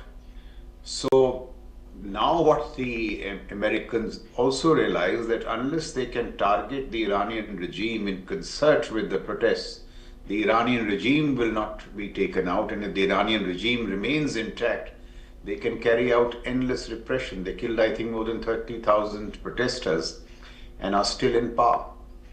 So now the whole purpose of this military coercion is to get them to roll back their missile arsenal, perhaps obtain some concessions in the street.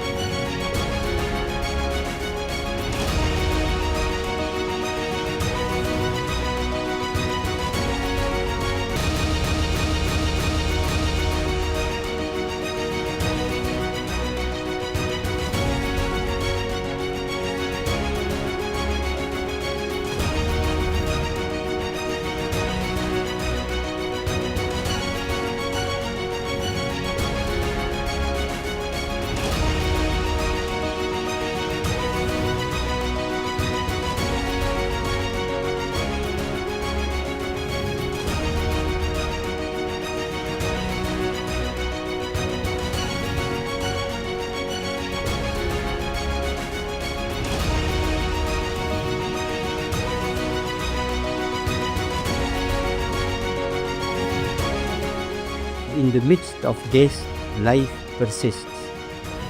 In the midst of untruth, truth persists.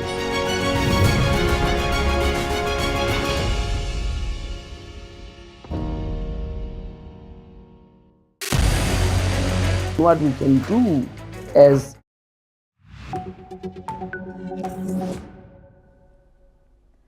Hello and welcome. I'm Suma Katauka and you're watching the World Report on NewsX World. Let's take a look at the top headlines of this hour. A global artificial intelligence summit kicks off in New Delhi with big issues from job disruption to child safety being discussed, as India's Prime Minister Narendra Modi will inaugurate the 5-day AI summit at 5 p.m. today, which aims to declare a shared roadmap for global AI governance and collaboration. According to Syria's Foreign Ministry, Kate Forbes, president of the International Federation of Red Cross and Red Crescent Societies, met Kutaiba Kadish, director of the International Cooperation Department, Syria, to discuss the Federation's humanitarian work in Syria.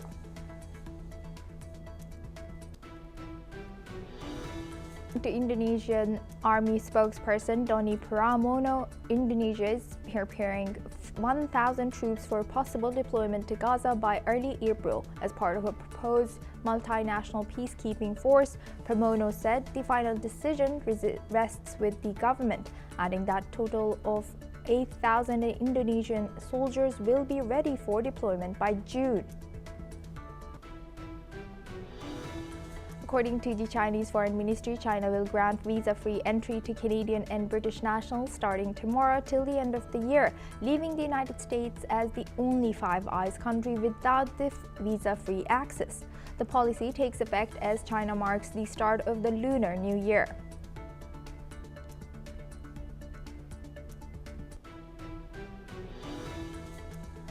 According to the Japanese Foreign Ministry and the U.S. State Department, Japan also pledged $17.8 million to NATO for support to Ukraine, while Japanese Foreign Minister and U.S. Secretary of State Marco Rubio agreed in Munich to accelerate coordination for Prime Minister Sanai Takaichi's planned March visit to Washington.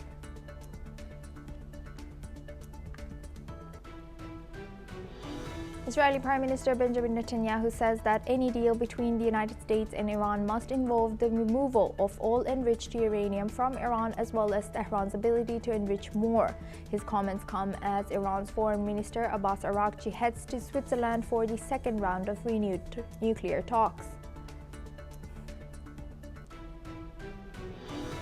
US President Donald Trump said Board of Peace member states will announce at an upcoming meeting on Thursday a pledge of more than $5 billion for reconstruction and humanitarian efforts in Gaza.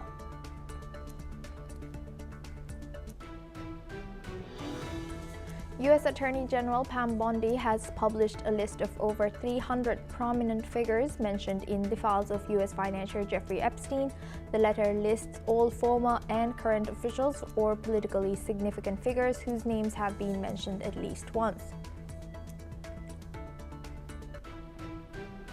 Now for this hour, we start with Africa. The African Union has reiterated its call to recognize colonization as a crime against humanity. A decision made during the closing session of the 39th Ordinary Session in Addis Ababa, Ethiopia.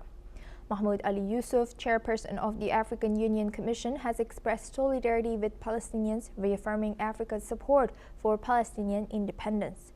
The Assembly also adopted the AU's 2026 theme, focusing on sustainable water availability and sanitation to achieve the goals of Agenda 2063.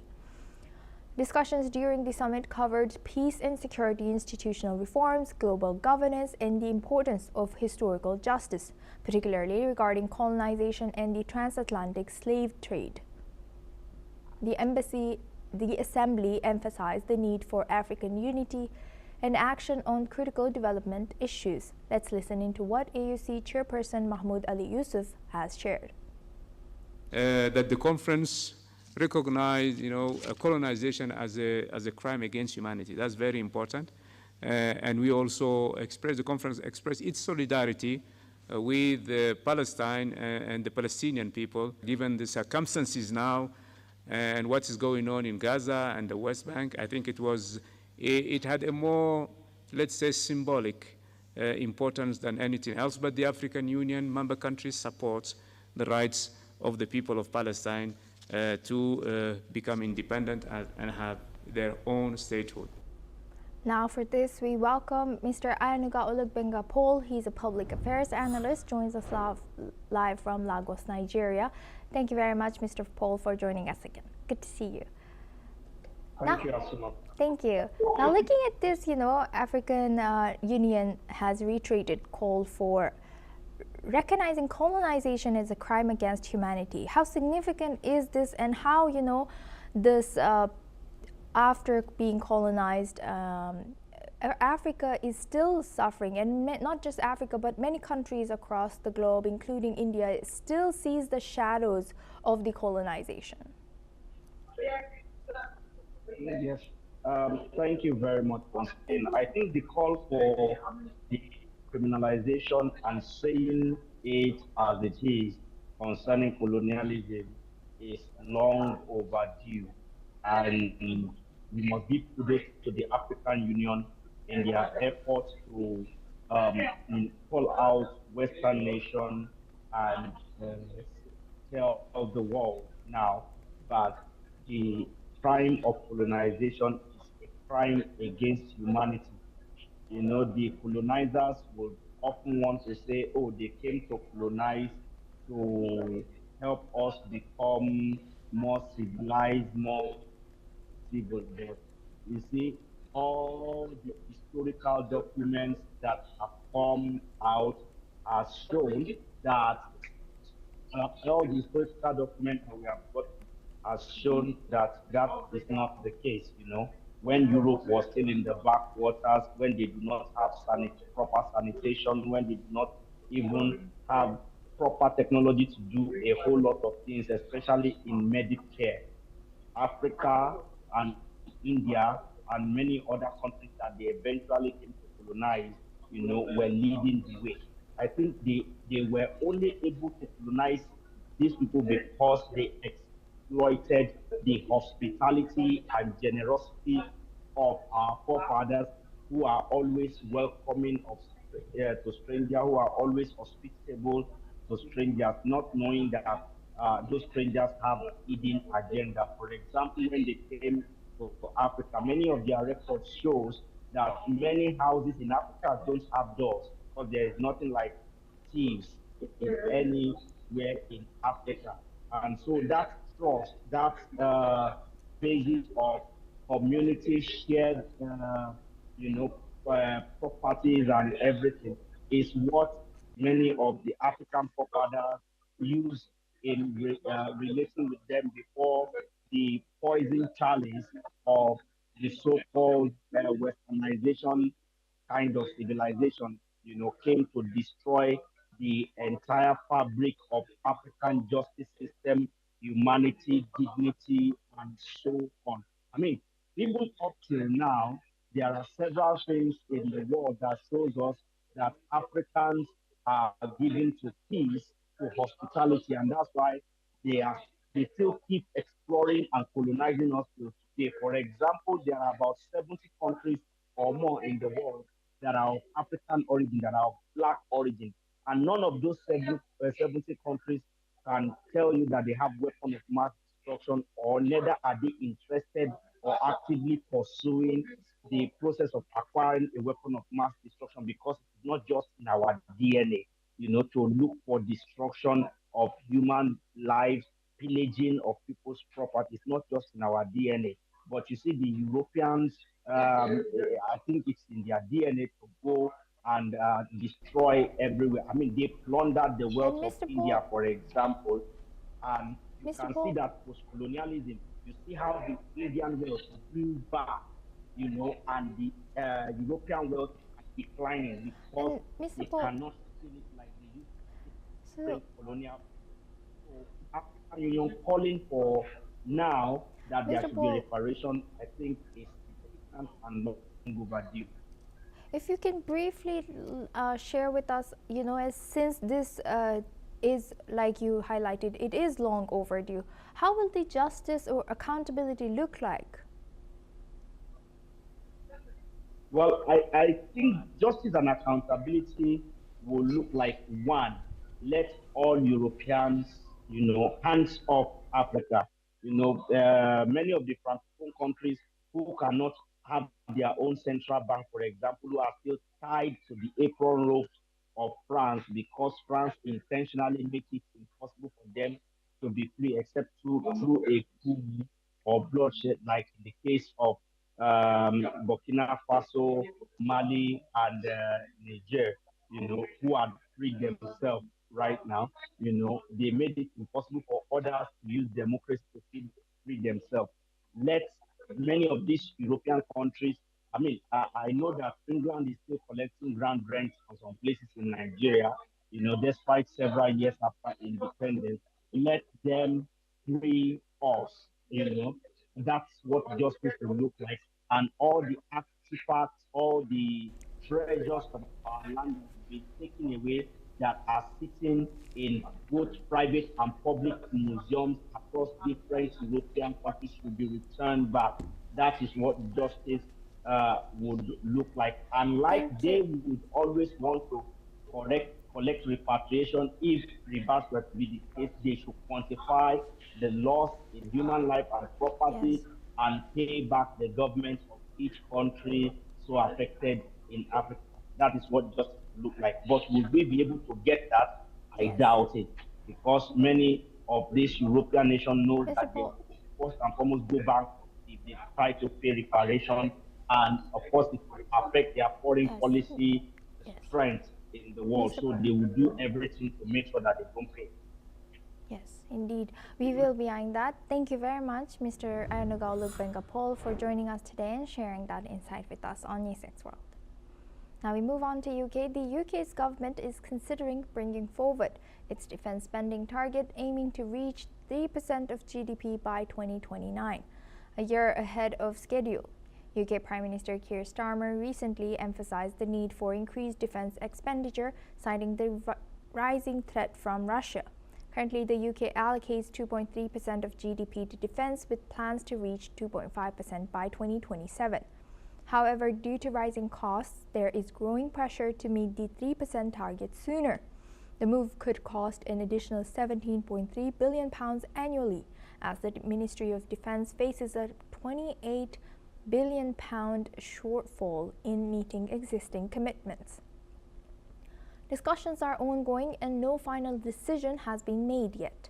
However, this potential shift in defense spending plans has been recognized as necessary to strengthen the country's defense capabilities. Meanwhile, the pressure from NATO allies, especially the United States, is pushing the UK to accelerate its defense investments. Further updates will follow as the decision-making process continues.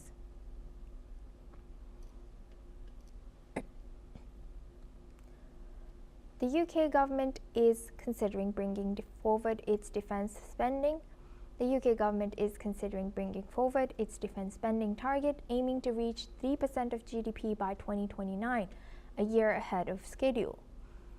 UK's Prime Minister Keir Starmer has recently emphasised the need for increased defence expenditure, citing the rising threat from Russia. Currently, the UK allocates 2.3% of GDP to defence, with plans to reach 2.5% by 2027. Now we welcome Ms. Shruti Dasgupta. She's an international affairs analyst, joins us live from New Delhi. Thank you very much, Ms. Dasgupta, for joining us again. Good to see you.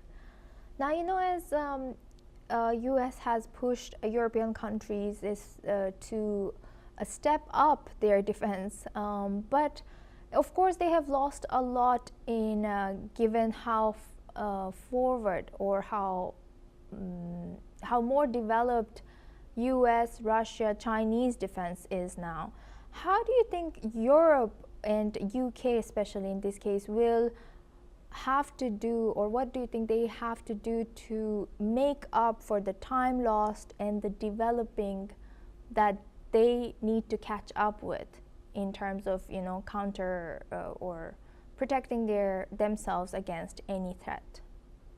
Well, in Munich, I believe Starmer made a statement where he said that they would have to spend more and fast, and that is, I believe, the solution that all of EU and UK or any Western power as such have decided to go forth with: spend more, spend fast, which is dicey because none of their economies seem to be doing too well. And to increase expenditure means they are putting a burden on their already strained economic resources.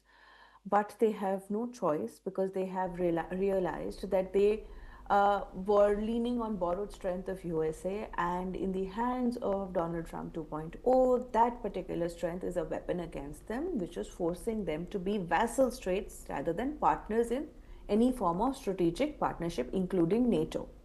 So they've realized this, that in their complicity during the post-Cold War era has led them to become lesser of a world power, and they have, and all of them, I believe, and it begins with UK because it's easier, it's independent, it does not have to comply with EU norms. So just the country and its government can change out their plans, fast forward them, accelerate them in whichever way that suits them. So I believe those targets that have been set were supposed to be achieved by 2030, but now they have been moved up by 1 year only, by 2029, as Keir Starmer has stated. And that's only because the current government term will only last till 2029. So they want to finish their objectives before they hand over the regime to whoever wins the nation's heart. And they have to address their black hole as such in funding, because there is already a shortage in their budgets for defense spending itself. And they have they're replacing their legacy equipment with more current advanced equipment, and that also needs money. So they're going to have to do this, apart from the fact that they want to counter the, I believe that is what is it being referenced as the axis of authoritarian states is what it is called, which is North Korea, Iran, China and Russia. So to counter the rise of this axis, they want to increase their spending, and to do that they have to be war fighting ready, which they are not even in terms of conscription, and they're finding it very difficult to find men who would actually don a uniform and go to fight. So they have social issues along with just budgetary issues, but they're at least trying to focus on making EU in its, I believe they are calling it the pre-war era, not the post-Cold War era. Now they have want to be part of the pre-war era, where their military might is not insignificant or old or rusted. So this is what is driving Keir Starmer and EU into looking into increased defense spending, not just because NATO demands them to be so, but because they've realized that without actually having the muscle of defense forces, their word has lesser value.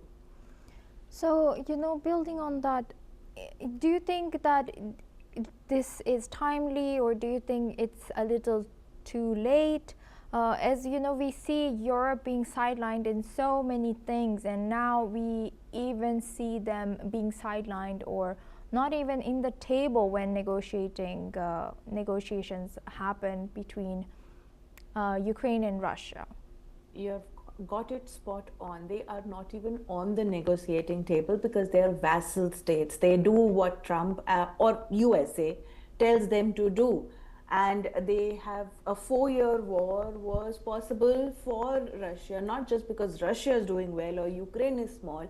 They have poured in a whole lot of aid and equipment into Ukraine to resist Russia. But they've also realized that had they been better armed, probably this war would have come to the negotiating table earlier without giving this much of an advantage to Russia. So they realize, unfortunately, after the fact, that the Ukraine war is telling them that them being part of a strategic defense organization like NATO does not secure their right to be on the table and make decisions being held. If you remember earlier, last year, Trump had all the EU nation heads sitting like he's the principal and they are the derelict students of his school, and he was talking to them in very much the same strain. There was a mutual praising that was happening. He was giving everybody a chance to praise him. So the psychophancy of Trump has made them realize their delicate state in this particular kind of coalition. And now we will see an increased race for arming themselves, not just in UK but in all EU nations, because they realize that their security is only as good as their own weapons and army. They should not be dependent or so codependent on each other or even USA for that. So they are late to the game, but better late than never. And even though they are not at the talking table today, they are not ignored completely on the trade table, so they've not completely lost the plot. Let's hope that they understand the balance between over-arming themselves and becoming an aggressive nation like USA, who is trying to force down every trade deal through military means. Let's hope they steer clear of that particular ethical moral dilemma, and they only build up to be able to defend themselves effectively and have their voices heard. Thank you very much, Ms. Dasgupta, for sharing that deep insight with us. Please stay with us as we come back to you. Now moving to Russia, the mother of late Russian opposition leader and Putin critic Alexei Navalny says she feels vindicated by a European assessment, concluding that her son died from poisoning, and is calling for those responsible to be brought to justice. Speaking to reporters near Navalny's grave in Moscow on the 2nd anniversary of his death, she said the findings confirmed what the family believed from the beginning, that he did not simply die in prison but was killed. She said the family expects it may take time to establish who was responsible, but stressed their hope that the truth will emerge and justice will prevail in Russia.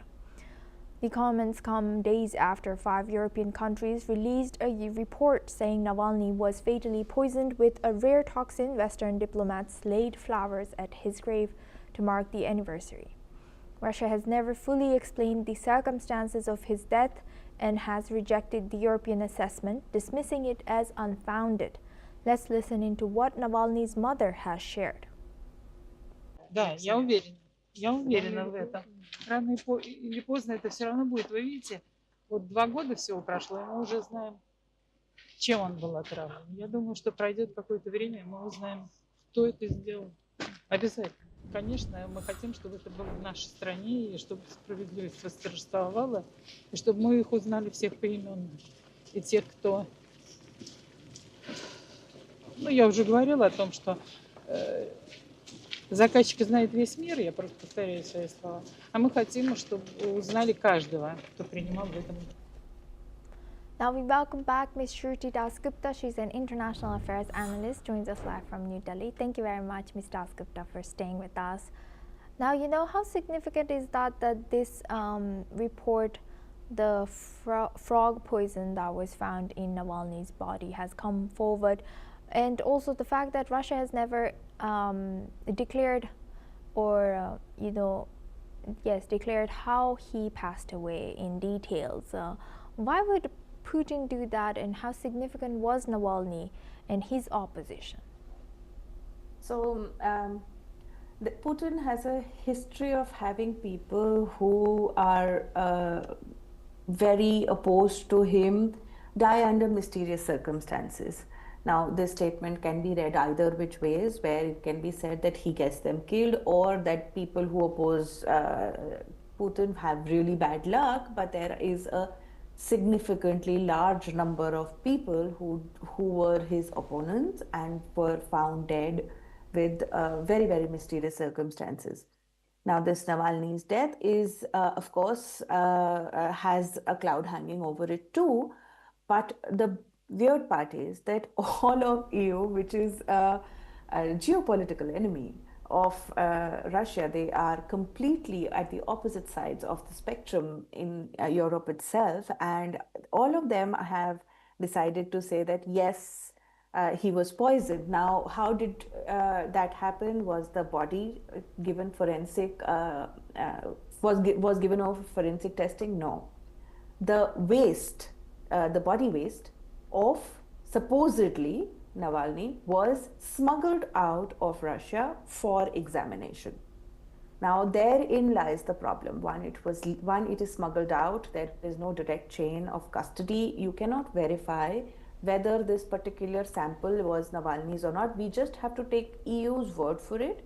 And I'm not saying that their word doesn't count for anything, because there are so many nations who have come forth with that forensic analysis and have put their weight behind it. I believe, now that of course is where the question hangs, is in 2020, Navalny had some experience with doctors in the European nations, and that's why they have his DNA sample. And so they feel that they can confirm that this particular waste belongs to Navalny. Now, getting it spiked is the second part.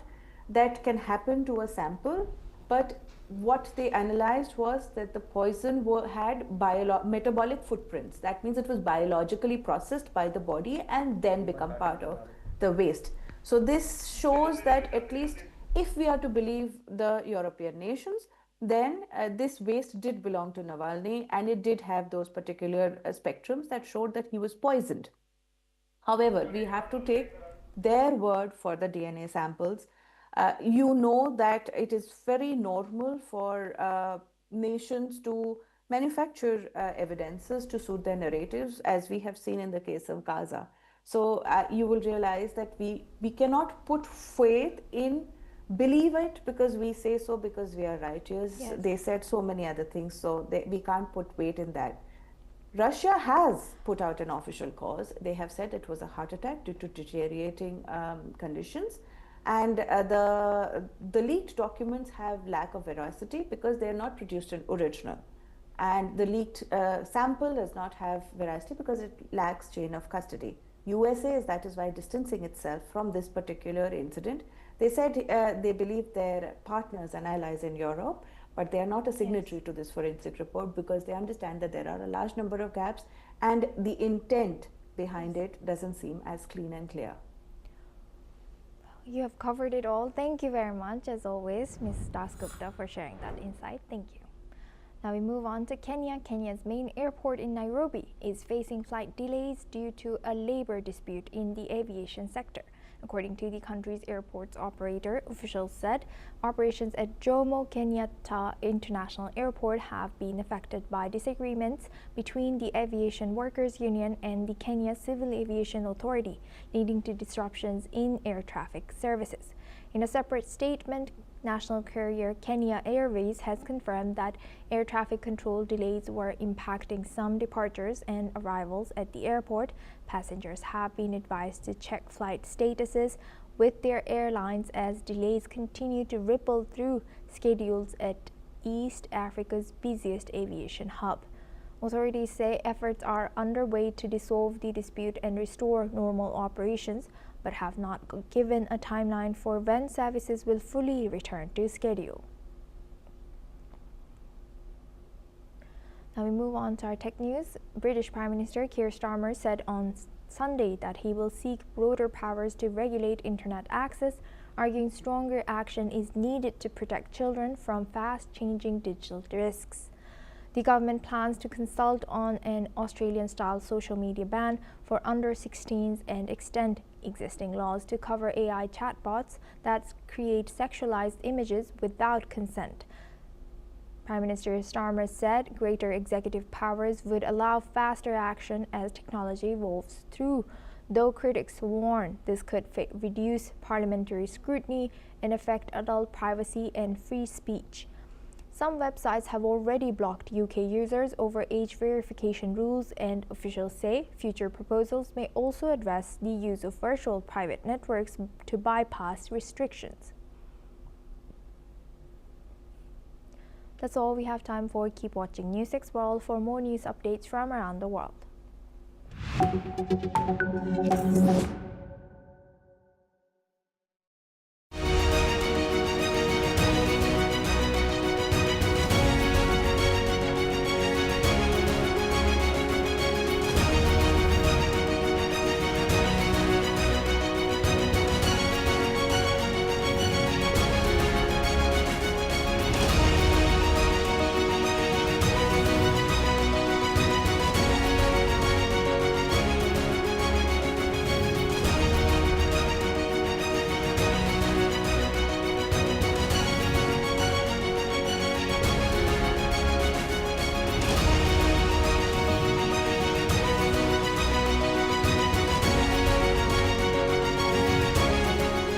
In the midst of death, life persists.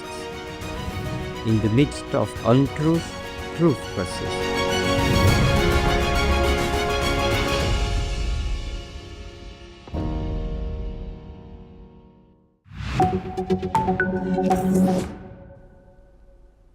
Hello and welcome. I'm Asuma Katauga and you're watching the World Report on News 6 World. Let's take a look at the top headlines of this hour. According to Indonesian Army spokesperson Doni Pramono, Indonesia is preparing 1,000 troops for possible deployment to Gaza by early April as part of a proposed multinational peacekeeping force. Pramono said the final decision rests with the government, adding that a total of 8,000 Indonesian soldiers will be ready for deployment by June. According to the Chinese Foreign Ministry, China will grant visa-free entry to Canadian and British nationals starting tomorrow till the end of the year, leaving the United States as the only Five Eyes country without the visa-free access. The policy takes effect as China marks the start of the Lunar New Year. According to the Japanese Foreign Ministry and the U.S. State Department, Japan also pledged $17.8 million to NATO for support to Ukraine, while Japanese Foreign Minister and U.S. Secretary of State Marco Rubio agreed in Munich to accelerate coordination for Prime Minister Sanai Takaichi's planned March visit to Washington.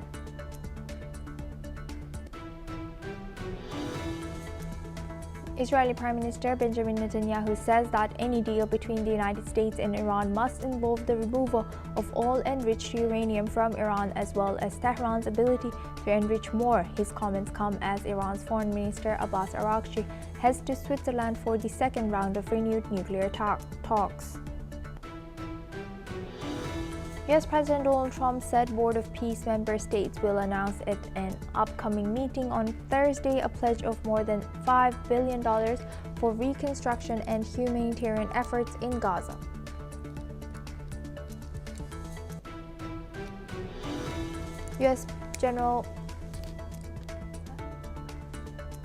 U.S. Attorney General Pam Bondi has published a list of over 300 prominent figures mentioned in the files of U.S. financier Jeffrey Epstein. The letter lists all former and current officials or politically significant figures whose names have been mentioned at least once. The Russian embassy in Ottawa rejects accusations by the Canadian authorities in connection with statements by European countries about the poisoning of blogger and longtime Putin critic Alexei Navalny, who was listed as a terrorist and extremist in Russia. Nepali candidates launched their campaigns for next month's parliamentary elections. The first since deadly anti-corruption protests toppled the previous government in 2025. Interim Prime Minister Sushila Karki says the election will draw the future of the country. A global artificial intelligence summit kicks off in New Delhi with big issues from job disruption to child safety. India's Prime Minister Narendra Modi will inaugurate the 5-day AI Impact Summit, which aims to declare a shared roadmap for global AI governance and collaboration. Now, if we start this hour with Russia, Russian Foreign Ministry spokeswoman Maria Zakharova has criticized the Munich Security Conference held from February 13 to 15 for exposing a lack of solidarity within NATO. Zakharova has argued that the differing positions expressed by the US and European countries were not just differences in opinion, but clear signs of NATO's fragmentation. Zakharova has pointed to countries like Hungary, which she said defend their own interests, and accused Ukrainian President Volodymyr Zelensky of using rude ferocity to insult Hungarian Prime Minister Viktor Orban in a bid to appear favorable to Western European nations. The spokeswoman has emphasized that NATO's divisions reflect broader rifts within the EU, where some countries act independently while others remain bound by a collective system that she claims leads to moral and ethical decline. Now we welcome Dr. Gilbert Doctorow. He's a Russian affairs expert, joins us live from Brussels. Thank you very much, Dr. Doctorow, for joining us for this. Good to see you. Now, looking at this, what is Russian spokeswoman? Which countries is she pointing towards in this particular statement? Well, her overall statement that there are fractures in the position of NATO countries is entirely correct. Her expression of seeming regret over this is what I would call crocodile tears, because the Russians could only be enthusiastic to watch NATO crumble. It's a bit of an overstatement, though. What I think precipitated further splitting within NATO was the unexpected speech, or the content was unexpected, by the American Secretary of State, Marco Rubio. You look at mainstream commentary on that speech, you find that some people cleverly understood that Mr. Rubio was not just patching up the damage done by the Vice President 1 year ago at the same conference when J.D. Vance attacked Europe for undermining its own security by not respecting freedom of speech. So the issues here are deep divisions, but the security conference itself is only a place where they become visible. It's not the cause of the divisions. At the security conference, I think the biggest division was between Germany and France, where President Macron is very openly saying that he wants to have a renewed dialogue with Vladimir Putin, and Chancellor Merz is making it clear that he's only interested in rearming Germany. So what do you think, this year, was it US's strategy to send, not Marco Rubio, but not send J.D. Vance and send Marco Rubio instead? Well, after all, Marco Rubio is the Secretary of State, and normally he has the first responsibility for this type of conference and for dealing in foreign relations.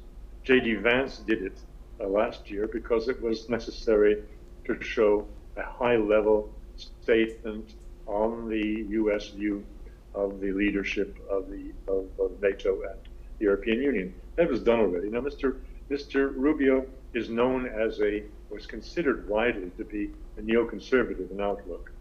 And what we heard was his speech was quite amazing, because after the first sentence in which he was discussing the fight of the free world against the Soviet Union, something you would expect to hear from the son of refugees from Fidel Castro's Cuba, from there on he made a statement which absolutely destroyed the fundamental tenets of neoconservatism. which he put together with globalism, and as we rightly so, and as we know, the Trump administration is dead set against globalism, meaning open frontiers, open borders, free movement of people, and so forth, and the disappearance of sovereign states in favor of global businesses and civil society. So Mr. Rubio gave a very surprising speech, which left many Europeans and commentators in mainstream confused. Where is the olive branch? Where is the administration of Trump trying to make peace with Europe? It wasn't, and some people understood that.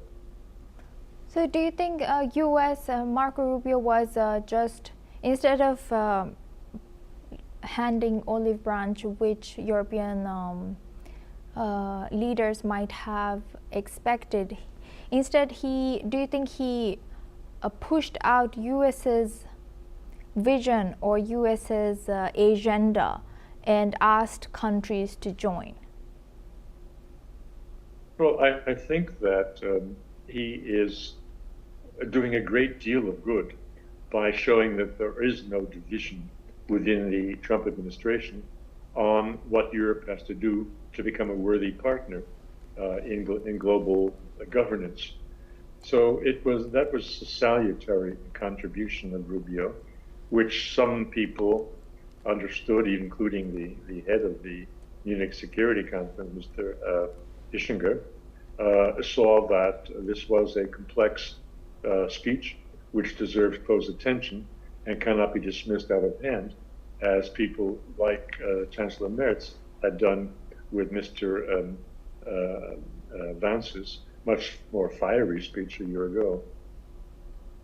Yes, and you know, so as we saw also, so Greenland's Danish, I think it was minister or prime minister, she once again said that we cannot, you know, forget what was said about Greenland from U.S. How do you analyze the current trust level on from European and NATO countries towards U.S. and also from U.S. towards NATO countries?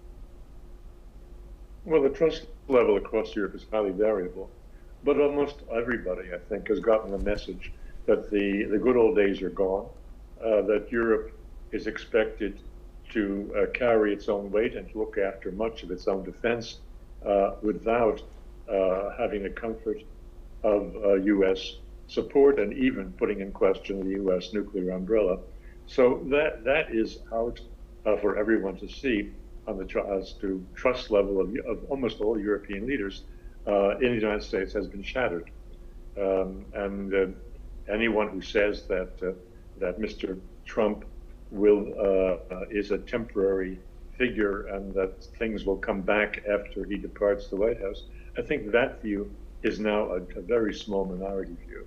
As for the American position on Europe, it remains condemnatory with respect to lack of free speech in Europe. There is a little bit of hint that the message has been received. We know, for example, that in the pending Hungarian elections, the European Union has stepped back from its practice of intervening in this electoral process against Mr. Orban. So there is a little sign that a little concession to pressure from the United States, where we know that Mr. Trump has very good relations with Viktor Orban. And as I've said, the very fact that the Alternative for Germany opposition party has been allowed in to send representatives to the Munich Security Conference is a big change. It was one of the points that J.D. Vance used when he was saying that Germany is not respecting the views of its own people and is acting in an undemocratic way by excluding and trying to marginalize a party that enjoys large popular support in Germany. Yes. With that, I'd like to thank Dr. Zakharova for joining us and sharing that deep insight with us on Misex World. Now we move on to Israel. The Israeli cabinet has approved measures to tighten control over the occupied West Bank, including land registration for settlers. This decision had been condemned as de facto annexation by Palestinians that has sparked significant international criticism as well. The West Bank is considered by Palestinians as part of their future state, with much of the territory under Israeli military control for now. Israeli Prime Minister Benjamin Netanyahu's government has expressed strong opposition to the establishment of a Palestinian state, citing security concerns. The land registration process, the first since 1967, is seen as a move to further solidify Israeli control in the region. The Israeli officials argue that the process will promote transparency and help resolve land disputes, but Palestinians, along with international bodies like the United Nations, have criticized it as a step towards entrenching illegal settlements and occupation. Meanwhile, the U.S. administration under President Donald Trump has not opposed Israel's settlement activities, though it has ruled out former annexation. Now for this, we welcome retired Lieutenant Colonel Himanshi Singh. She's a defense and international relations analyst, joins us live from New Delhi. Thank you very much, Lieutenant Colonel Himanshi, for joining us again. Good to see you. Now, you know, as there have been a lot of calls for the occupation to end and two-state solution of Palestine and Israel. How will this move by Israeli cabinet about West Bank further isolate or perish that idea? Good afternoon, Asuma. So good to see you. See, to understand this development, we must revisit 1967. After the Six-Day War, Israel captured West Bank from Jordan. Since then, the territory has remained disputed, and Israel, they calls it as Judea and Samaria, okay, the biblical homeland. And Palestinians, they call it as their future state. So under the Oslo Accord, West Bank was divided into three areas, A, B, C. And 60% of the land, it still remains under full Israeli civil and security control. So there are most of the people who are settled there, they are Israelis. Now, what is land registration? See, on the surface, it may seem like a technical process of mapping and formalizing the land ownership. But if we see from geopolitical perspective, this move will allow Israel to, first of all, systematically record land under Israeli administration. So even if Palestinians, they say that, you know, this land belong to them, but they have to legally ask Israeli authorities to register it under their names. So legalization will happen only under the Israeli government. Then it will also, convert the military occupation into civil governance. So that is why Palestinians are, they are calling it a de facto annexation. What we are witnessing is a slow death of two-nation theory. See, even if we see the international law, particularly the Fourth Geneva Convention, transferring civil population into occupied territory is considered illegal. United Nations have repeatedly termed Israeli settlements as violating international law. But what Israel says that West Bank is disputed, it is not occupied. And Jews have historical and legal claim under the mandate for Palestine. So, the geopolitical implications are profound. Land registration will consolidate Area C without legal, implications and territorial continuity. Moreover, after the Abraham Accord, Israel normalized ties with UAE, Bahrain, but this annexation will freeze the Saudi normalization. Though Washington is opposing the unilateral annexation, but since there is no reaction from this, so this is a diplomatic warning that the light is green from the US side. It's not opposing Israel at all. So this may, fuel unrest in Gaza Strip and East Jerusalem and in the refugee camps. So it's not about the land records, it's about the sovereignty, and it's about this, as I said, slow death of two-nation theory. It is a narrative which they are trying to build in Gaza Strip. Asuma. Yes, and thank you for briefing out on the history as well. And Lieutenant Colonel, you know, as we know, Israel holds some kind of responsibility as a occupying nation to Gaza's people or Palestinian people. So why is Israel able to get away with not acting in accordance with whatever was agreed in Oslo's law or under the previous signatories? See, we all know that US is somewhere giving a covering fire to Israel when it comes to such occupation. We have seen what has happened in Gaza. We are seeing what is happening in West Bank. It is nobody opposes, comes against Israel when such crimes happen and they are allowed to go scot-free. There is no accountability on part of Israel which anybody is trying to fix. Moreover, recently we have seen America doing things against the UNSC, like they were already giving signals that they will go and occupy Greenland. They have already, abducted the president of President Maduro of Venezuela.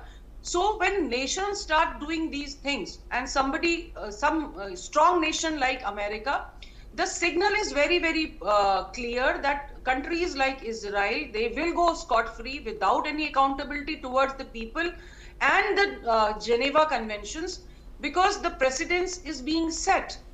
So I don't think anybody is going to, oppose Israel. And all this, Gaza peace accord and other things, everything is going to go down the drain. There is no accountability towards people. People will keep dying. They've just allowed a small group of people to go and seek medical assistance. But Israel does not value human laws. That is very, very clear. And it is because America supports it somewhere in the background. Yes, indeed. And last but not least, so, we were talking about accountability. Where do you see this leading us to if one country is allowed to do this and another strong nation protects it? Where's the international law? Where's the... Yes, what do you think? Sorry. See, United States faces a delicate balancing act. Washington supports Israel's security, but officially, they are just trying to mask it by negotiating two-state outcome. But it remains silent when such things happen. So there is no pressure on Israel to do anything. There may be internal backlash that happens inside Israel, but outwardly we will see that even Iran will start exploiting this narrative. Tehran positions itself as a defender of Palestine resistance.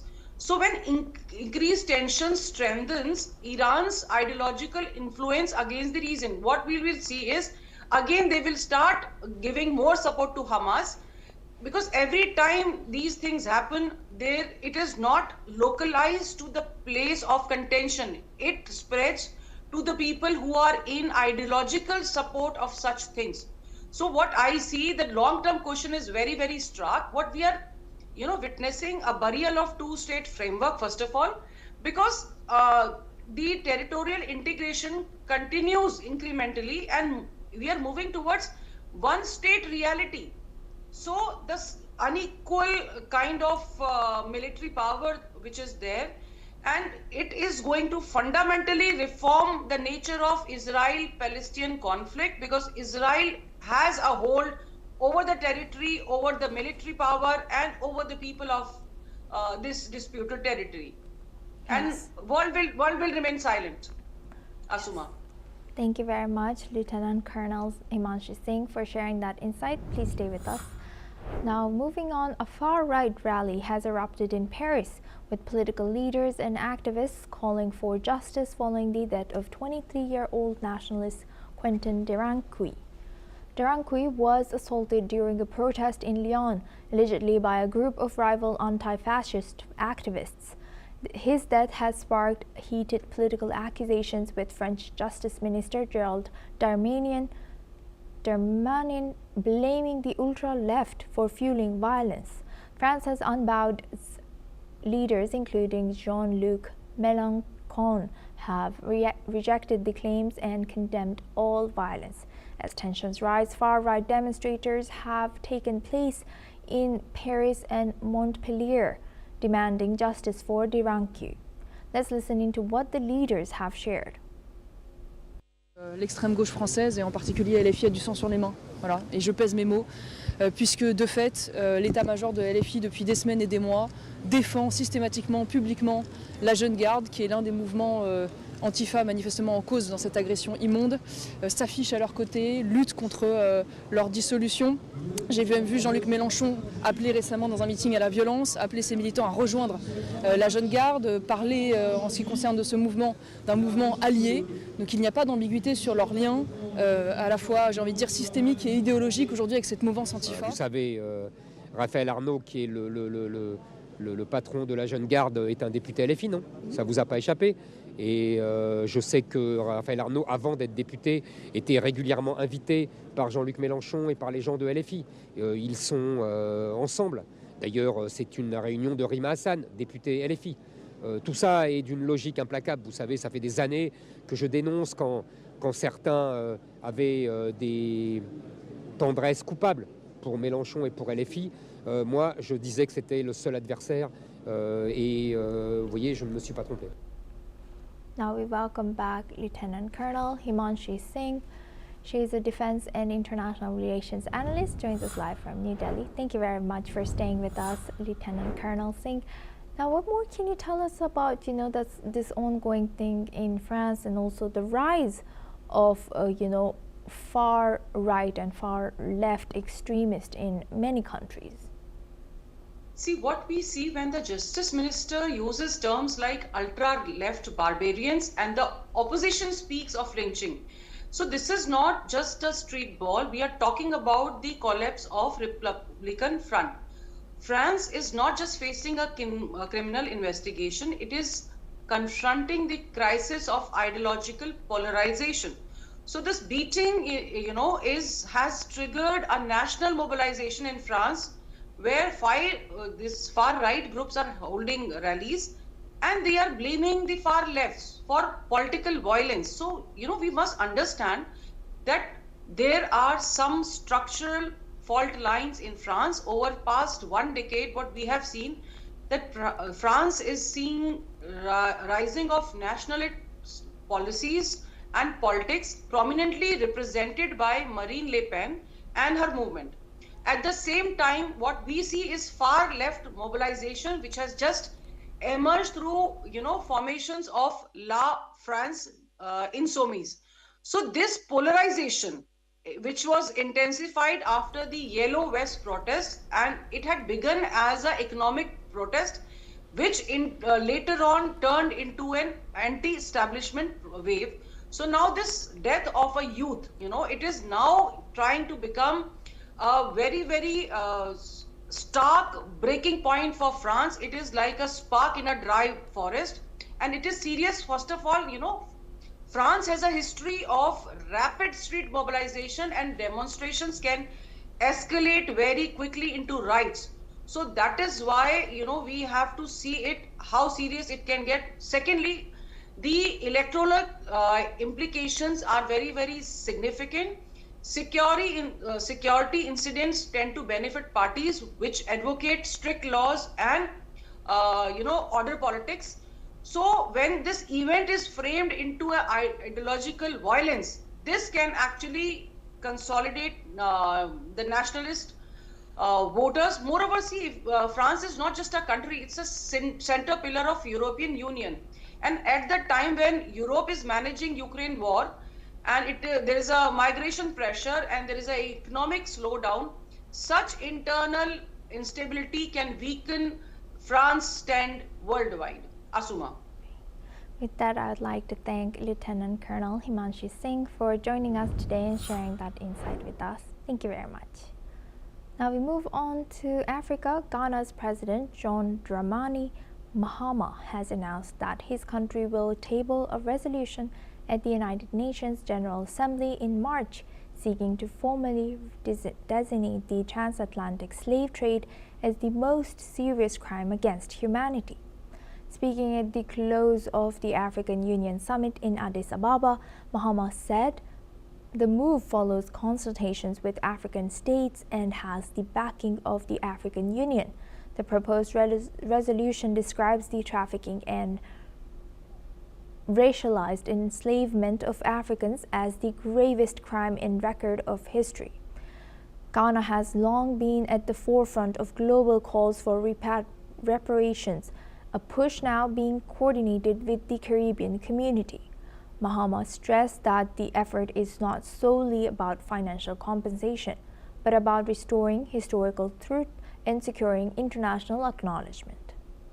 The initiative is expected to trigger broad diplomatic debate at the UN as discussions on historical accountability and reparatory justice gain momentum across Africa and the Caribbean. Let's listen in. The first step towards healing is truth. The truth about the story of the transatlantic slave trade must be told. And this resolution at the United Nations is the first step. And we expect that with the consultations we've done and the endorsement of the AU, that finally the truth about the transatlantic slave trade being the gravest injustice and crime against humanity would be acknowledged. The adoption of this resolution will not erase history, but it will acknowledge it. The trafficking in enslaved Africans and racialized chattel enslavement were foundational crimes that have shaped the modern world, and their consequences continue to manifest in structural inequality, racial discrimination, and economic disparity. Beginning 20th February 2026, Ghana will conduct intensive diplomatic engagements in New York with CARICOM, the Non-Aligned Movement, the Group of 77 in China, the European Union, and other regional groupings.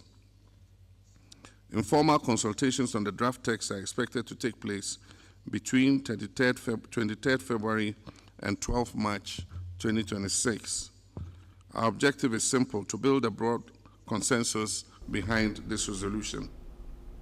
Now we move on to our tech news. ByteDance says it will take steps to prevent the unauthorized use of intellectual property on its AI video generator, CDance 2.0. Following threats of legal action from US studios including Disney, videos created by the tool have gone viral in China, including AI clips featuring Tom Cruise and Brad Pitt. What we can do as the Interparliamentary Union.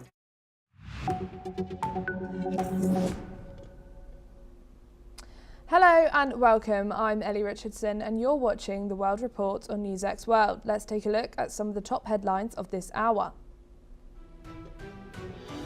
Iran's Foreign Minister Abbas Araghchi said he will meet the UN nuclear watchdog chief on Monday ahead of US-Iran nuclear talks to tackle their dispute over Tehran's nuclear program and avert conflict as US warships deploy to the Middle East.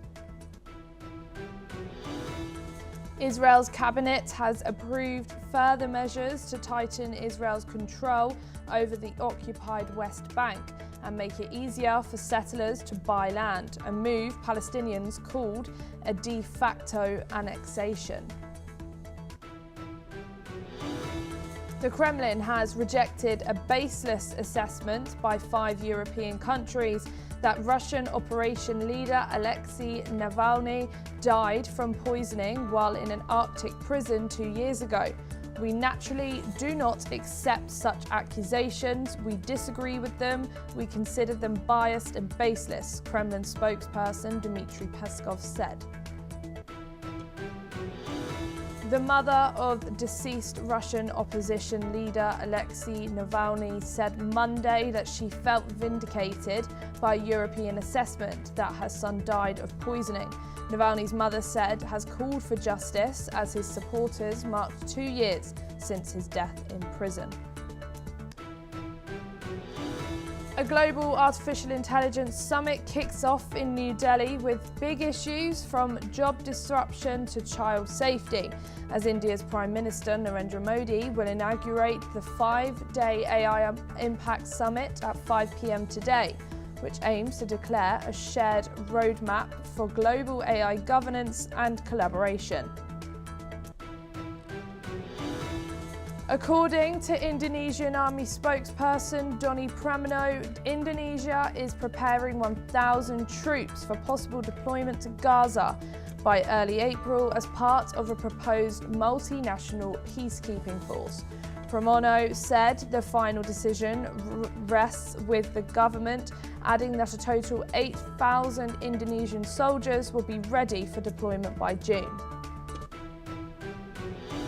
Investigators have obtained a DNA sample from a glove that was found near Nancy Guthrie's Arizonan home and appears to match the pair worn by a masked prowler seen in doorbell camera footage before she